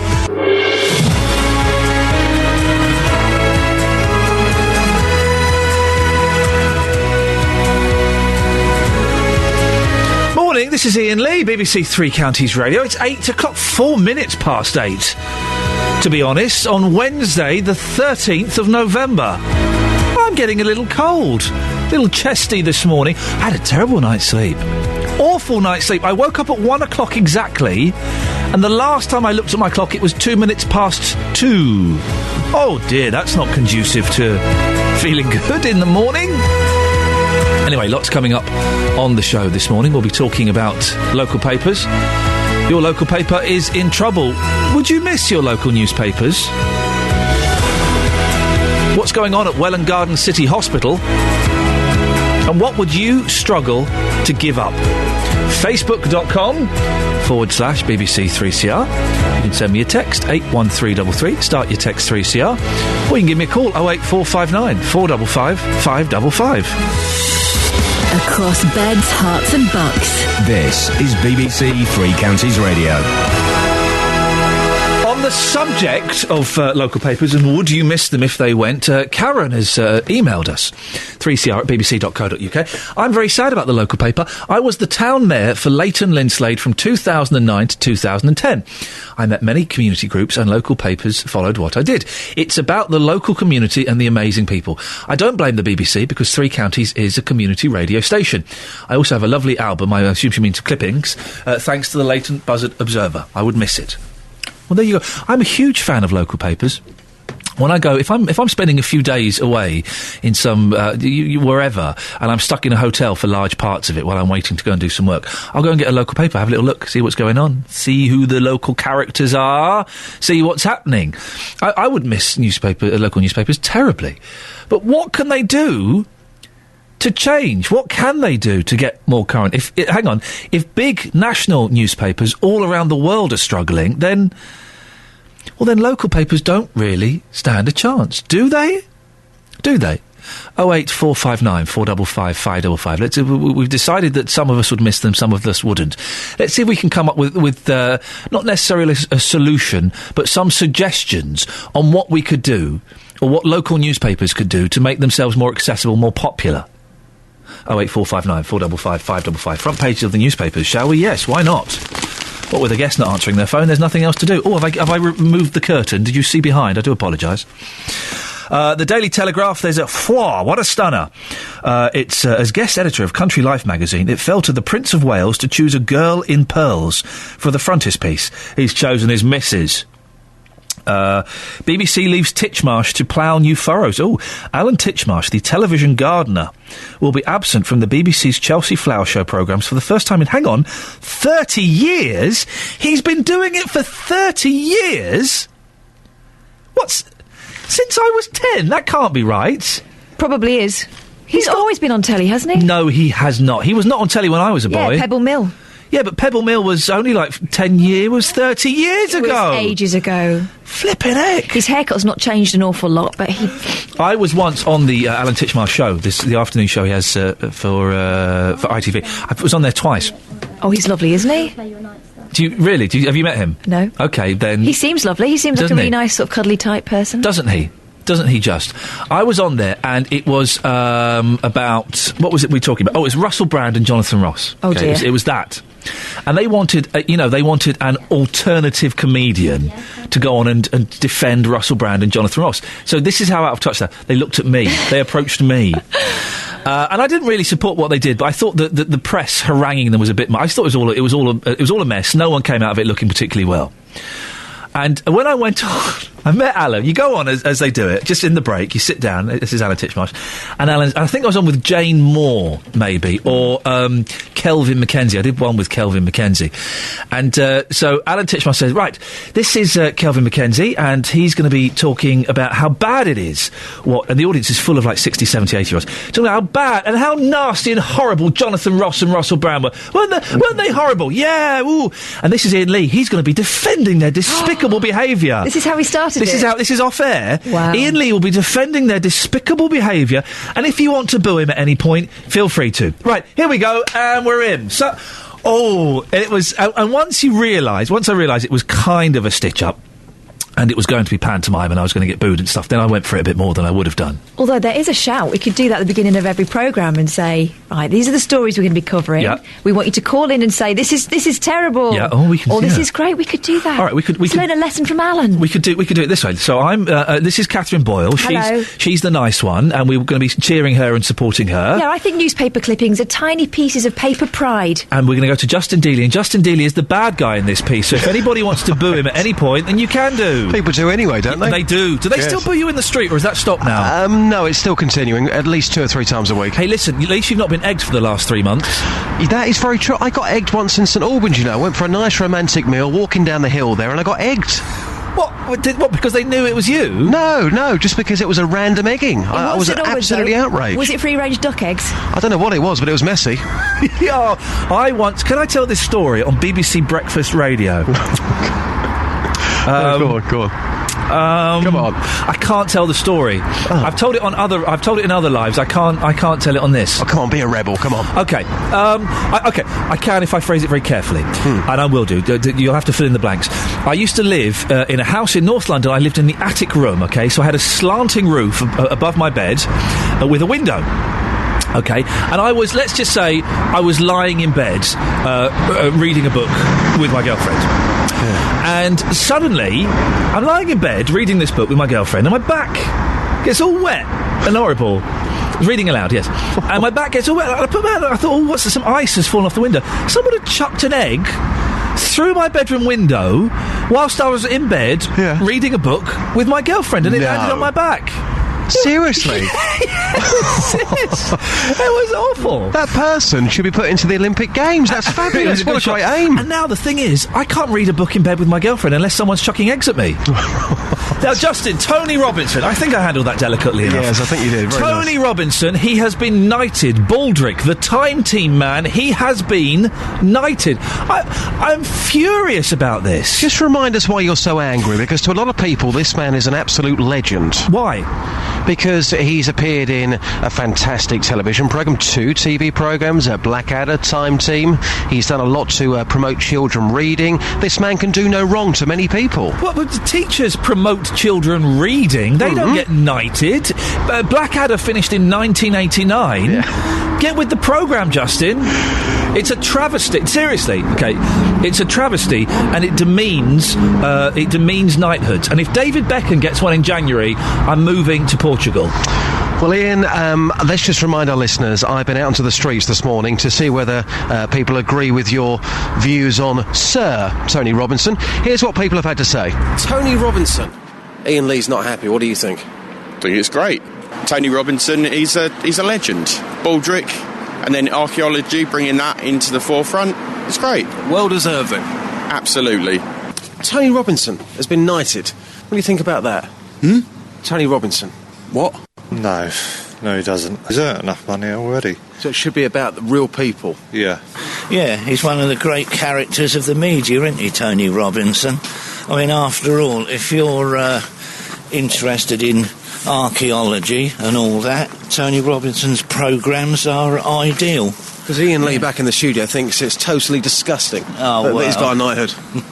Well, when you think there's some of these faceless bureaucrats that waste public money who we never hear about, they get knighthoods, and I think somebody who's well known getting a knighthood is a good thing. Good morning, how can I help?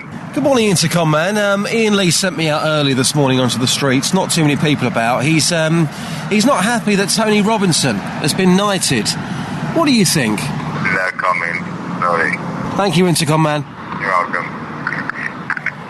Well, he's maybe he's in line for a knighthood himself. Well, Intercom man. Let's go. Let's tell you what. Let's knight people who have actually changed the world for better. Why do we go and knight? I don't know, my son's teacher for being brilliant. Seriously, Ian, you're angry. I'm going to get the opinion of one lady here very, very quickly. What's your name, madam? Linda.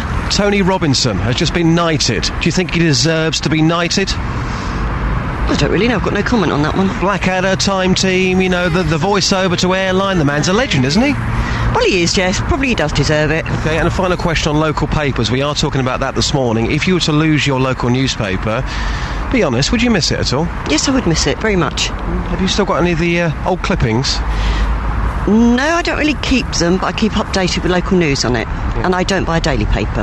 Oh, you don't? So no national paper, you only buy local? I only have the local papers, yes. Interesting. Thank you very much for your time. So it's a yes to Tony Robinson and a yes to local newspapers. More to come on papers from me before 9 o'clock. Why don't we just go and knight Jeremy Spake? Do you know what I mean? I think it's demeaning. There are so many people, real heroes. Let's go and knight a fireman. Let's go and knight a nurse. There are real people who deserve this. And listen, I'm sure he's a wonderful, wonderful bloke, Tony Robinson. He's an actor. Actors get paid quite a bit of dosh, and they get enough plaudits as it is. They don't need to be knighted. But Ian, you know the way the world has gone, particularly in the last 10 years or so, that there will be so many people who got knighted that have got absolutely incredible stories. But people who read newspapers want to see, apparently, celebrities. So that's why he's getting all of the publicity today, because people know him for his TV programmes. When I think you're right in what you're saying, that there are so many people out there, real people, who are not celebrities, and we should be talking about them. Justin, thank you very much indeed. We'll speak to you later on about local newspapers. 08459 455 555. I'm right, aren't I? It demeans the whole thing, and I know that Tony Robinson has achieved a little bit more than just being on Time Team and dressing up like a tramp in the Blackadder. He's done other stuff. I think he invented... didn't he invent Ribena? I'm not sure if that was him or not. But he's done other stuff. But still, But still, Sir Tony Robinson. Thank you very much, Alice. Sorry, I was listening. I was also arguing with Jonathan Vernon Smith because you came in the other day with the lurgy, and I'm a little bit chesty today. But clearly it wasn't the lurgy. Clearly. Well, look at me. I mean, my airways... clear. You went for a spicy Chinese. Yes. Have I got to do that now? Yes. Fantastic.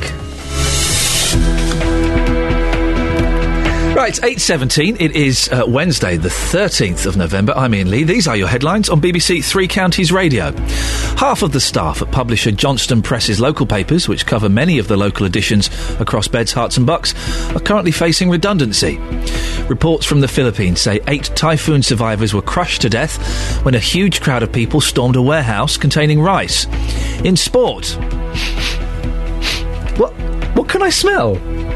Is that the air freshener I've just used? Has it followed me in? Yes, it has. I've just had to go and spritz the other studio where I shall be broadcasting. It stinks of garlic Kievs.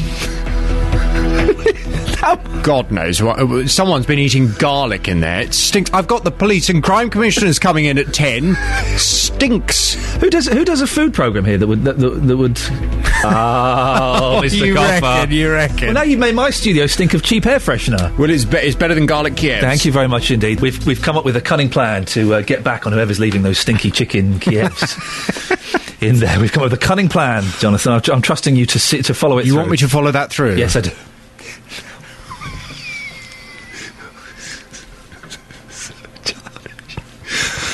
Listen, this is doing neither of our careers any good. No. I know you've got your door in the 5 Live. They can, you reckon? They can kick your foot out of that door any time. They won't. Just don't let them listen to this bit. Now, always good to see you. Yes, hello. And you've got an action-packed show this morning, I would imagine. What's coming up? Well, from 10, can I mention 2 things today? Sorry to take up so much of your You've show. asked me on air, so I have to say yes, but afterwards I'm going to send you a strong email. OK, just very quickly, 10 o'clock, all the local police and crime commissioners, they're coming in. I want your calls, your questions. Let's give them a good grilling from 10. Is that for the full hour? Yes. That'll be fun. Full hour. I shall enjoy listening to that. So, well done. Please tune in for that. It's a year, isn't it? It is a year. What a year it's been. It is a year since they all were elected. Yep. But have they changed and revolutionised our police forces in Beds, Herts and Bucks? Your calls and your questions. And if you want to remain anonymous, I had a couple of phone calls yesterday from coppers. Oh. They phoned me upstairs and they said, look, JVS, keep my name quiet, yes. But you need to ask them this question because I can tell you this is going on now. Wonderful. That's brilliant. Any of that? Wonderful. We'll keep you anonymous, but we want your questions. And they can email as well, I'd imagine. Oh, yeah. JVSshow@bbc.co.uk. Excellent. But coming up before then, yes. on this morning's big phone-in, did you hear David Blunkett's comments yesterday? Oh, yes. He made this yesterday afternoon. It's in several of today's papers. From 9 this morning, I'm going to be asking, is it reasonable to ask immigrants to this country to change their culture? David Blunkett has told the BBC that tensions between Roma migrants and British people could escalate to riots unless action is taken to improve integration. The former Home Secretary has warned that Roma people are already causing problems in northern cities by sitting around outside in the evening and dumping litter. Groups of Pakistanis in one town are now going around trying to educate Roma travellers on the British way of life. And Mr. Blunkett argues that it's time we made immigrants, like the Romas, change their behaviour and adopt the culture of this country that they're choosing to make their home, the UK. OK. Well, from 9 this morning, I want your views on this. Do you think it's reasonable to ask immigrants to this country to change their culture and to behave in a more British way? Is that a reasonable request? From 9, your calls, your views, 08459 455 555. And I'd particularly love to hear from anyone that has moved to this country from elsewhere. Yes. Have you changed your culture to be a bit more British? Do you feel as if you have adapted because that's what you do when you move country?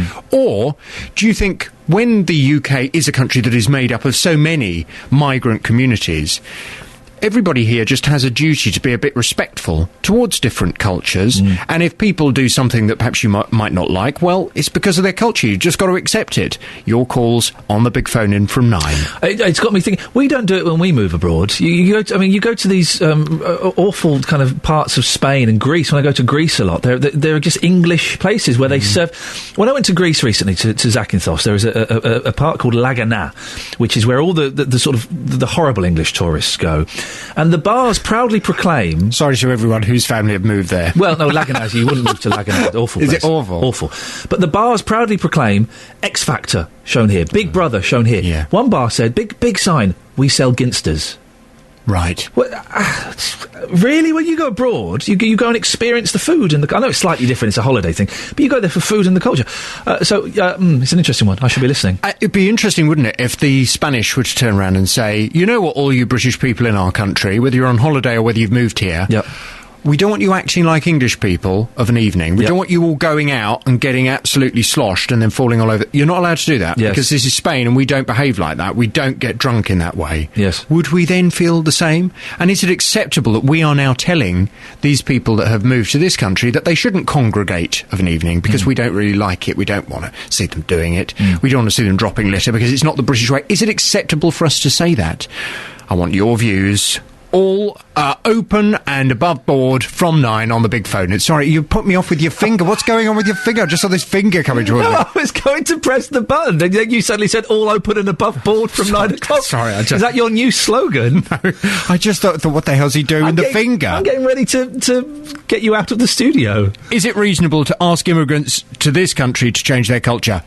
No. All open and above board from 9 o'clock. Call 08459 455 555. BBC Three Counties Radio.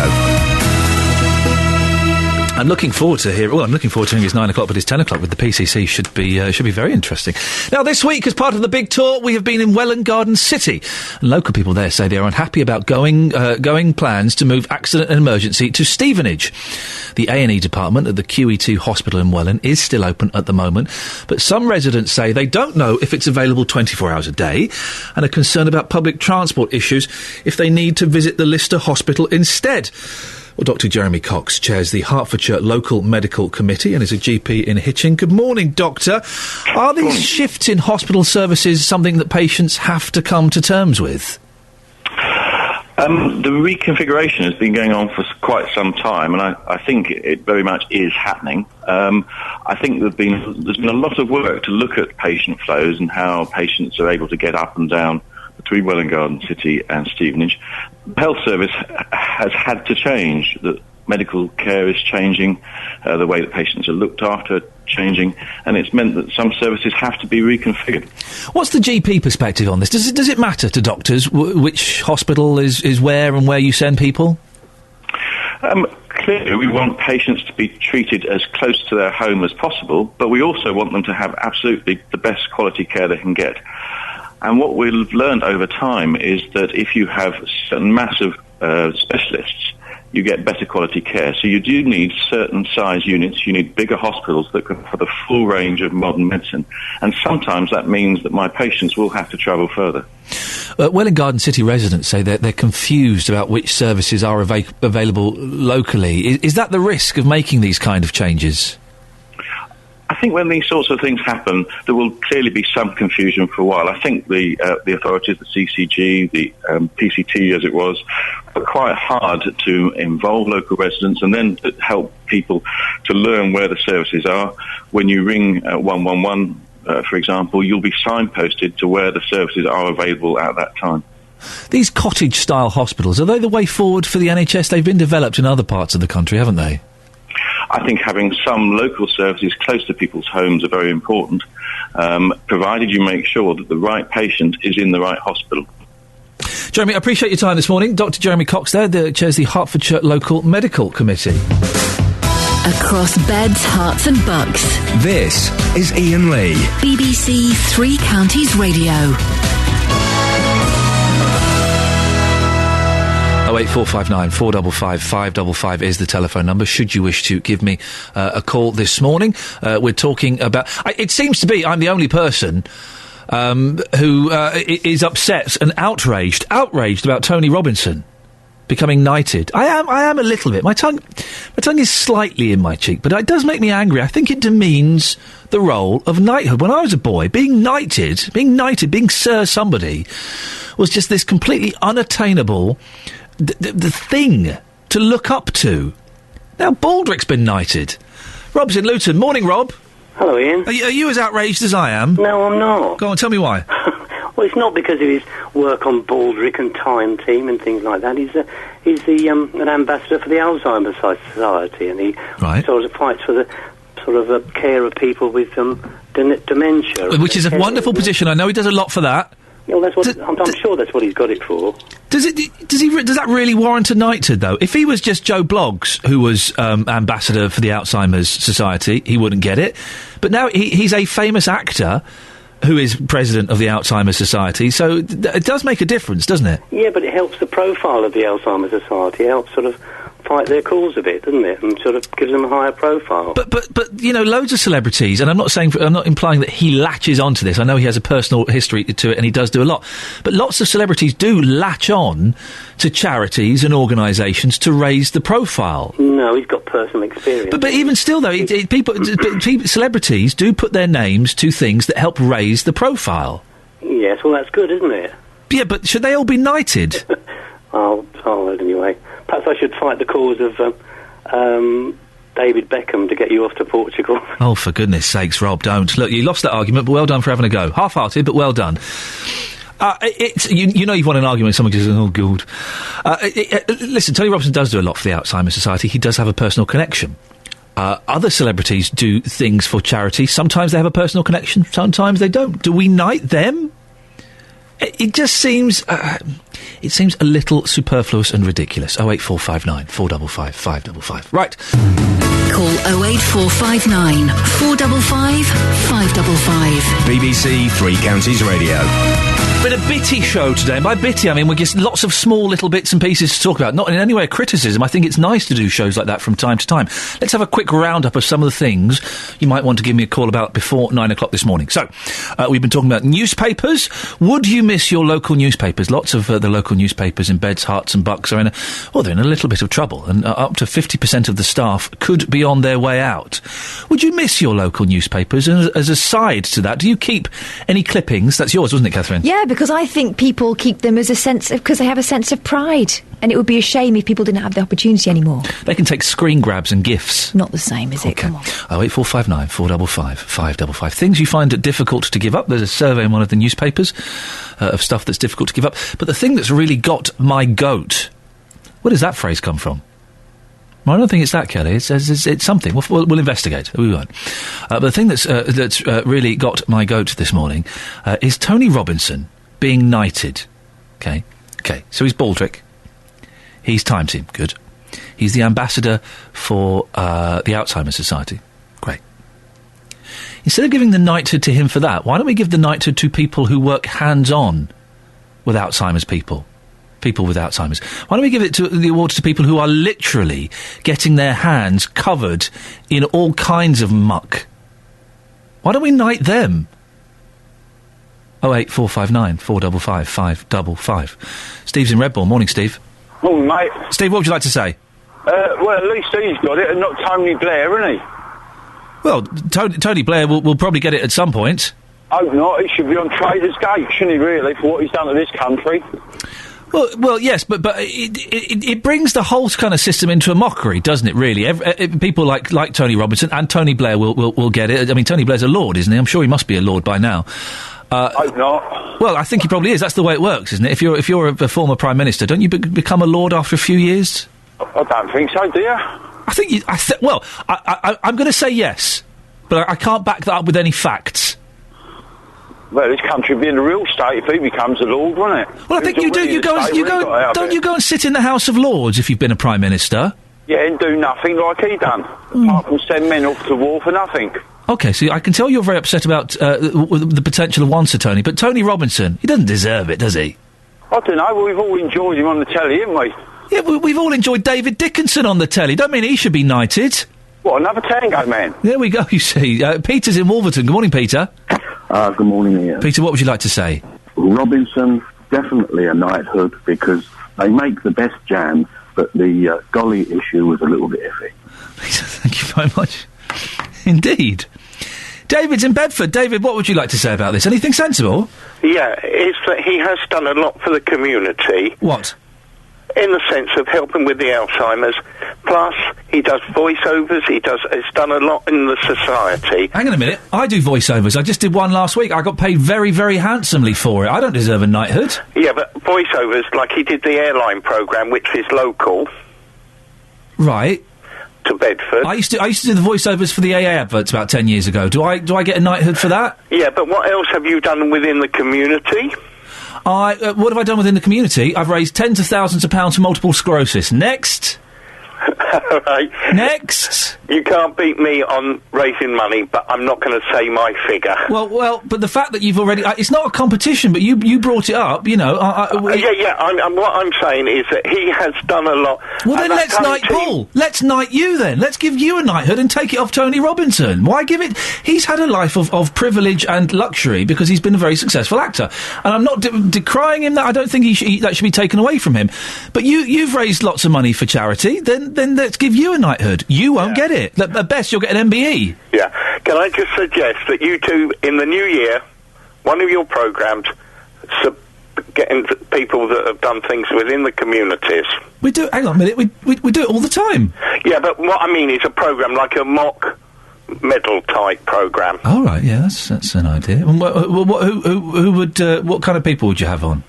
Whatever, anyone who nominates anyone. Oh, it's that simple. No, I've got standards. Or whatever you decide you want to do. There we go, you see. That's the caveat. Catherine, could you put that on the list of things not to look any further into, please? Excellent. Done. Thank you very much indeed. David's in Bedford. Good morning, David.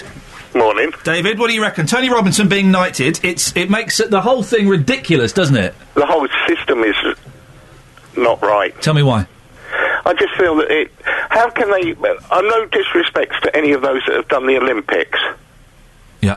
Why should they get medals automatically? Well, because they've won the sports. Oh, you mean like gongs and things, like knighthoods and things like that? I see. Okay. Yeah, but if you look at it, they don't do it where people have put years and years into service of things. You're right. Here's the thing, right? Bradley Wiggins. All right, he's got nice sideburns. He's got a fairly decent taste in music, and he won the Tour de France. Sir Bradley Wiggins for riding a bike fast. I used to be able to do that when I was 12. Yeah, I mean, all right. He's the first one to have got the Tour de France, but still, even so, an OBE. Fair enough. Yeah, give him that. I'll give him an OBE. I'm not being tight. No, but a knighthood. Knighthood is a joke. Hey, here we go. And the other is. Yes. What is the title for John Major? Is he Sir John? Is he a Sir? Yes. He is, isn't he? He is now. Yeah. But he didn't take it at the beginning. They have the option, I think, and take up. Here's one for you. I'm going to mention a name to you. What do you think about this? Sir Andrew Murray. Should he get it? No. The thing, because he can get it, because even though he's Scotch, he can get it because he's part of the United Kingdom. But if they vote for... I think we should wait until they voted for independence and they say, yeah, sorry, Andy, mate, we were going to give you a knighthood, but your kinfolk decided to stick two fingers up at us, so bye. And I think a lot depends. No disrespect, some of them deserve it, but age is another one. Yes. You are winning awards, aren't you, for surviving? Yeah. Bruce Forsyth. I mean, really, Sir Bruce Forsyth? It's just because he's not dead yet. That's it. Yeah, but he's had to wait so long for it. Well, it's tough. So have I. So did my granddad, and he didn't get it. Yeah, so is everyone, really. David, thank you very much indeed. 08459 455 555. Paul's in Biggleswade. Good morning, Paul. Good morning, Ian. Hang on. Wait a minute. I'm just standing up because I always like to stand up when I address you, sir. Correct. That's the correct way for it to be. I'm going to remain seated, and I'm going to look at you with a look of contempt. Thank you. Treat me as a serf. My Tony Robinson story, years and years ago, I'm going back about 10, 15 years, maybe a little bit more. My work used to take me into Addenbrooke's Hospital, into the operating theatres there. Now, years and years ago, BBC used to do a programme, I think it was called Hospital Watch or something. I remember that, yes, Hospital Watch. Well, Tony Robinson was a presenter for some of those, and I was in theatres one day, and Tony Robinson was having to do a bit to camera. And you know the little paper hats you have to wear when you're in an operating theatre to keep your hair out of things? Well, they wanted him to put on a paper hat, but he had to have the makeup department come and do it for him. What, the makeup department had to come and put a paper hat on him? Yeah, they had to come and put a paper hat on him. These actors. These lovey-dovey, and now he wants a knighthood. Imagine, when was the last time he killed a dragon or rescued a princess with long hair? Never happened, mate. No. I mean, sorry, to me, if you get a knighthood, you ought to be able to put your hat on straight yourself, shouldn't you? Yes. A qualification is you don't give knighthoods to people that can't put paper hats on, for goodness sake.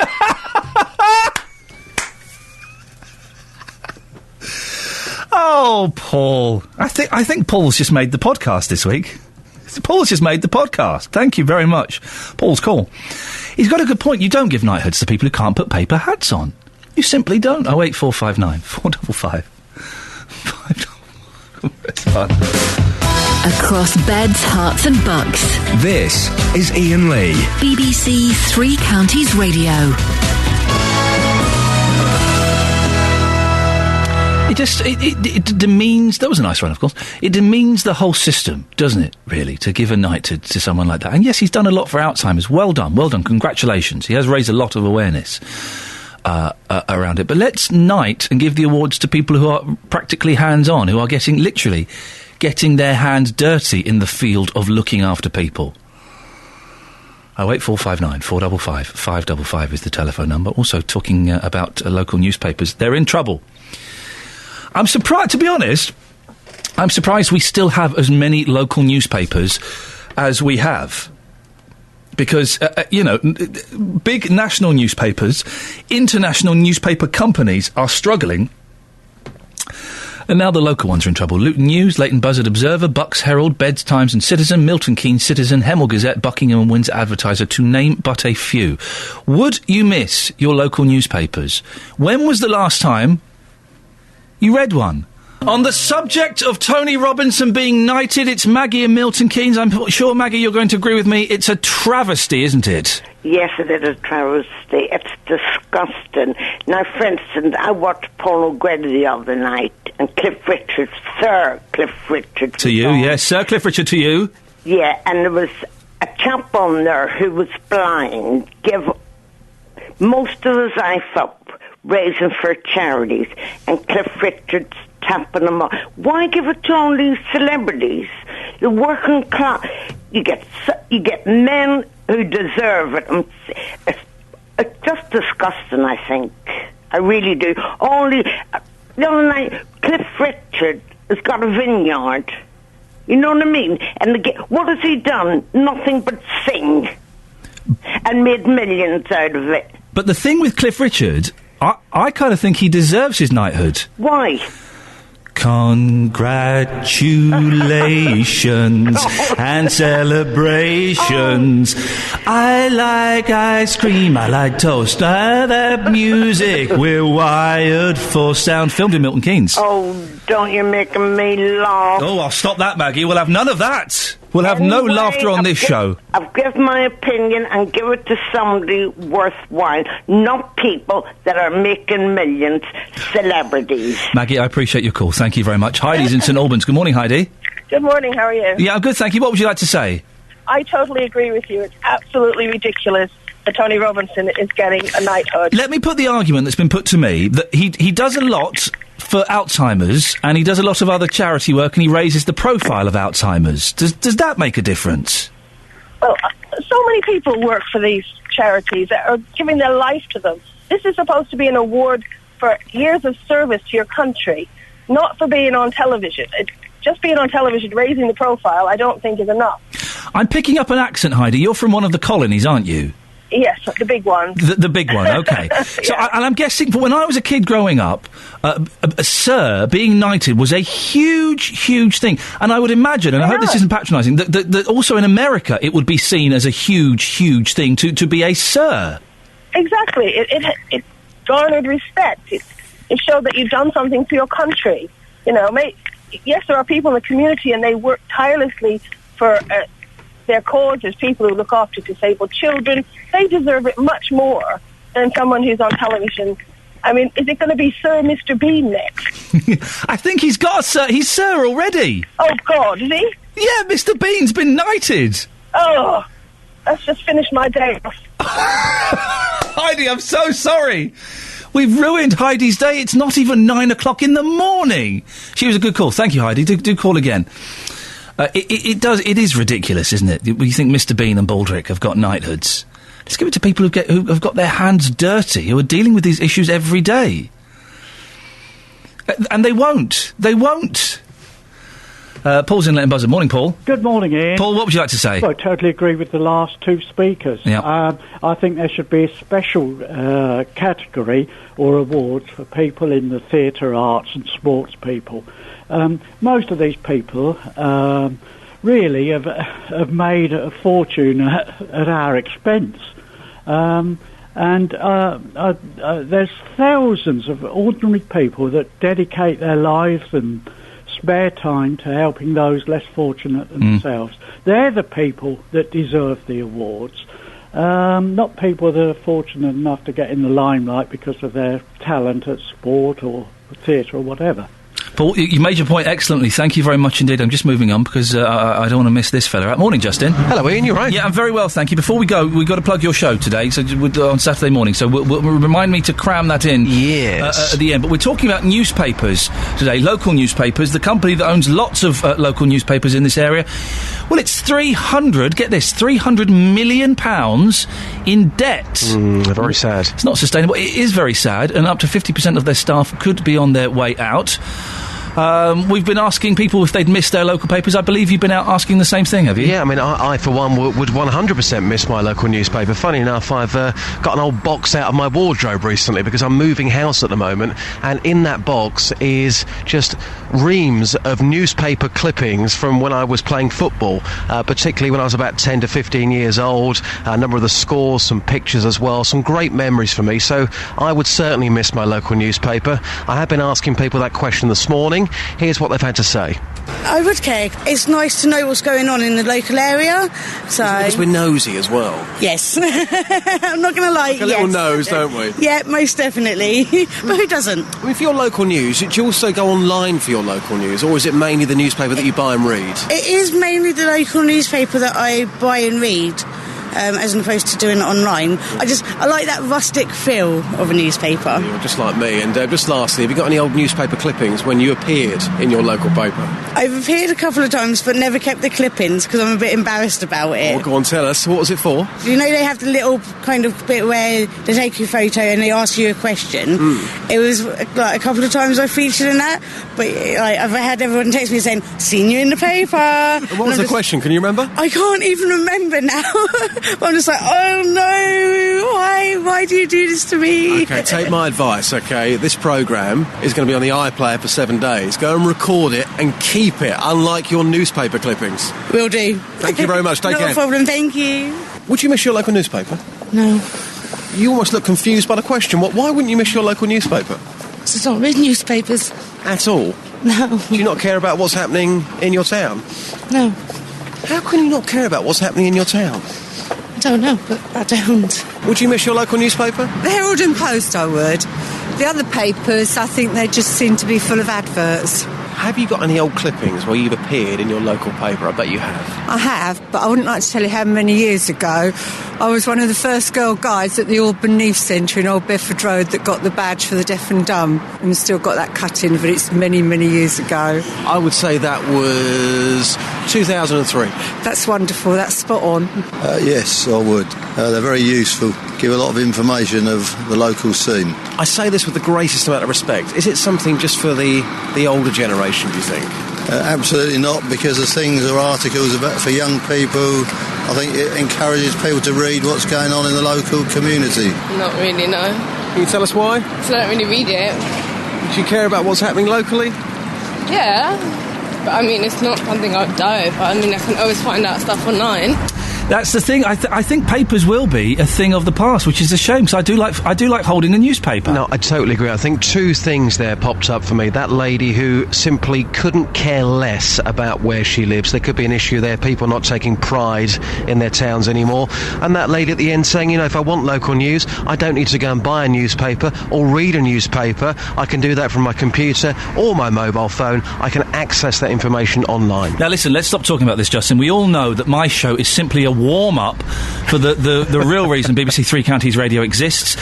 Saturday mornings, 6 o'clock, David Prever. After that, morning, Sleepy Eyes. After that, things calm down a bit, and you take over at 9, don't you? What's happening on your show this weekend, do you know? Well, 9 until 12 this week, and hopefully going to be catching up with Glenn Tilbrook from Squeeze. Oh, hang on. Hopefully. Whoa, really? Hopefully. Oh, I love Squeeze. Yes, hopefully he'll be talking about his favourite musical memories. Yep. And also the UK and American charts this weekend. I believe we're going to be looking at those from this weekend in 1967. So 3 hours of great songs, great memories every Saturday morning from 9. Excellent stuff indeed. And good news, Justin. Go on. Mr. Bean's only got a CBE. He's not been knighted. Oh, thank goodness for that. There we go. Danny's in Luton. Morning, Danny. Morning, Ian. How are you, mate? I'm good, thank you. Danny, what would you like to say? I don't mind that Tony Robinson got a knighthood, although now you're saying that he's got a CBE. Well, no, Tony Robinson's got the knighthood. Mr. Bean has got the CBE. Ah, okay. The thing is other people are saying there's lots more deserving people out there. We as the public can nominate anyone. My uncle was nominated by his employer and got an OBE for 25 years service in the Merchant Navy. So how do you do it? Do you just fill in a form and send it off? Yes, I think it's on the government website, but you can basically just nominate someone that you think's deserving. You have to write a whole letter about why you think they're deserving, and if they actually pick them above other people, then they can be knighted just the same as anyone else, or a commoner, or anyone else can be knighted or get an award. Danny, I appreciate that. Thank you very much. We're running out of time. Coming to the end of the show, Catherine Boyle, you'll keep. Well, we've arranged. I'm going to nominate Kelly, and Kelly's going to nominate Kat. Why? First of all, services to broadcasting. Right, you've both turned up late at various points. Kelly, you hardly do anything. Hello. And Catherine, you don't do much more. Sorry, I'm really busy. Yeah, okay. Now, 8459 455 505 is the phone number. Not to call me, though, to call JVS, who, it's going to be an action-packed show. They've got the PCCs coming in at 10 o'clock. That should be fun. Don't forget, you can send me an email if you want, ian.lee@bbc.co.uk. And there'll be, where are we now, Wednesday? A new podcast in 2 days' time. That's exciting, isn't it? Oh, that's it. That's your lot. Thank you to everyone who took part. Can I just say thank you for all the phone calls we're getting? Makes the job so much more fun. JVS is up next. Until tomorrow from me at 6. Ta-ta. Local and vocal across beds, hearts and bucks. This is BBC Three Counties Radio. Thank you, Ian.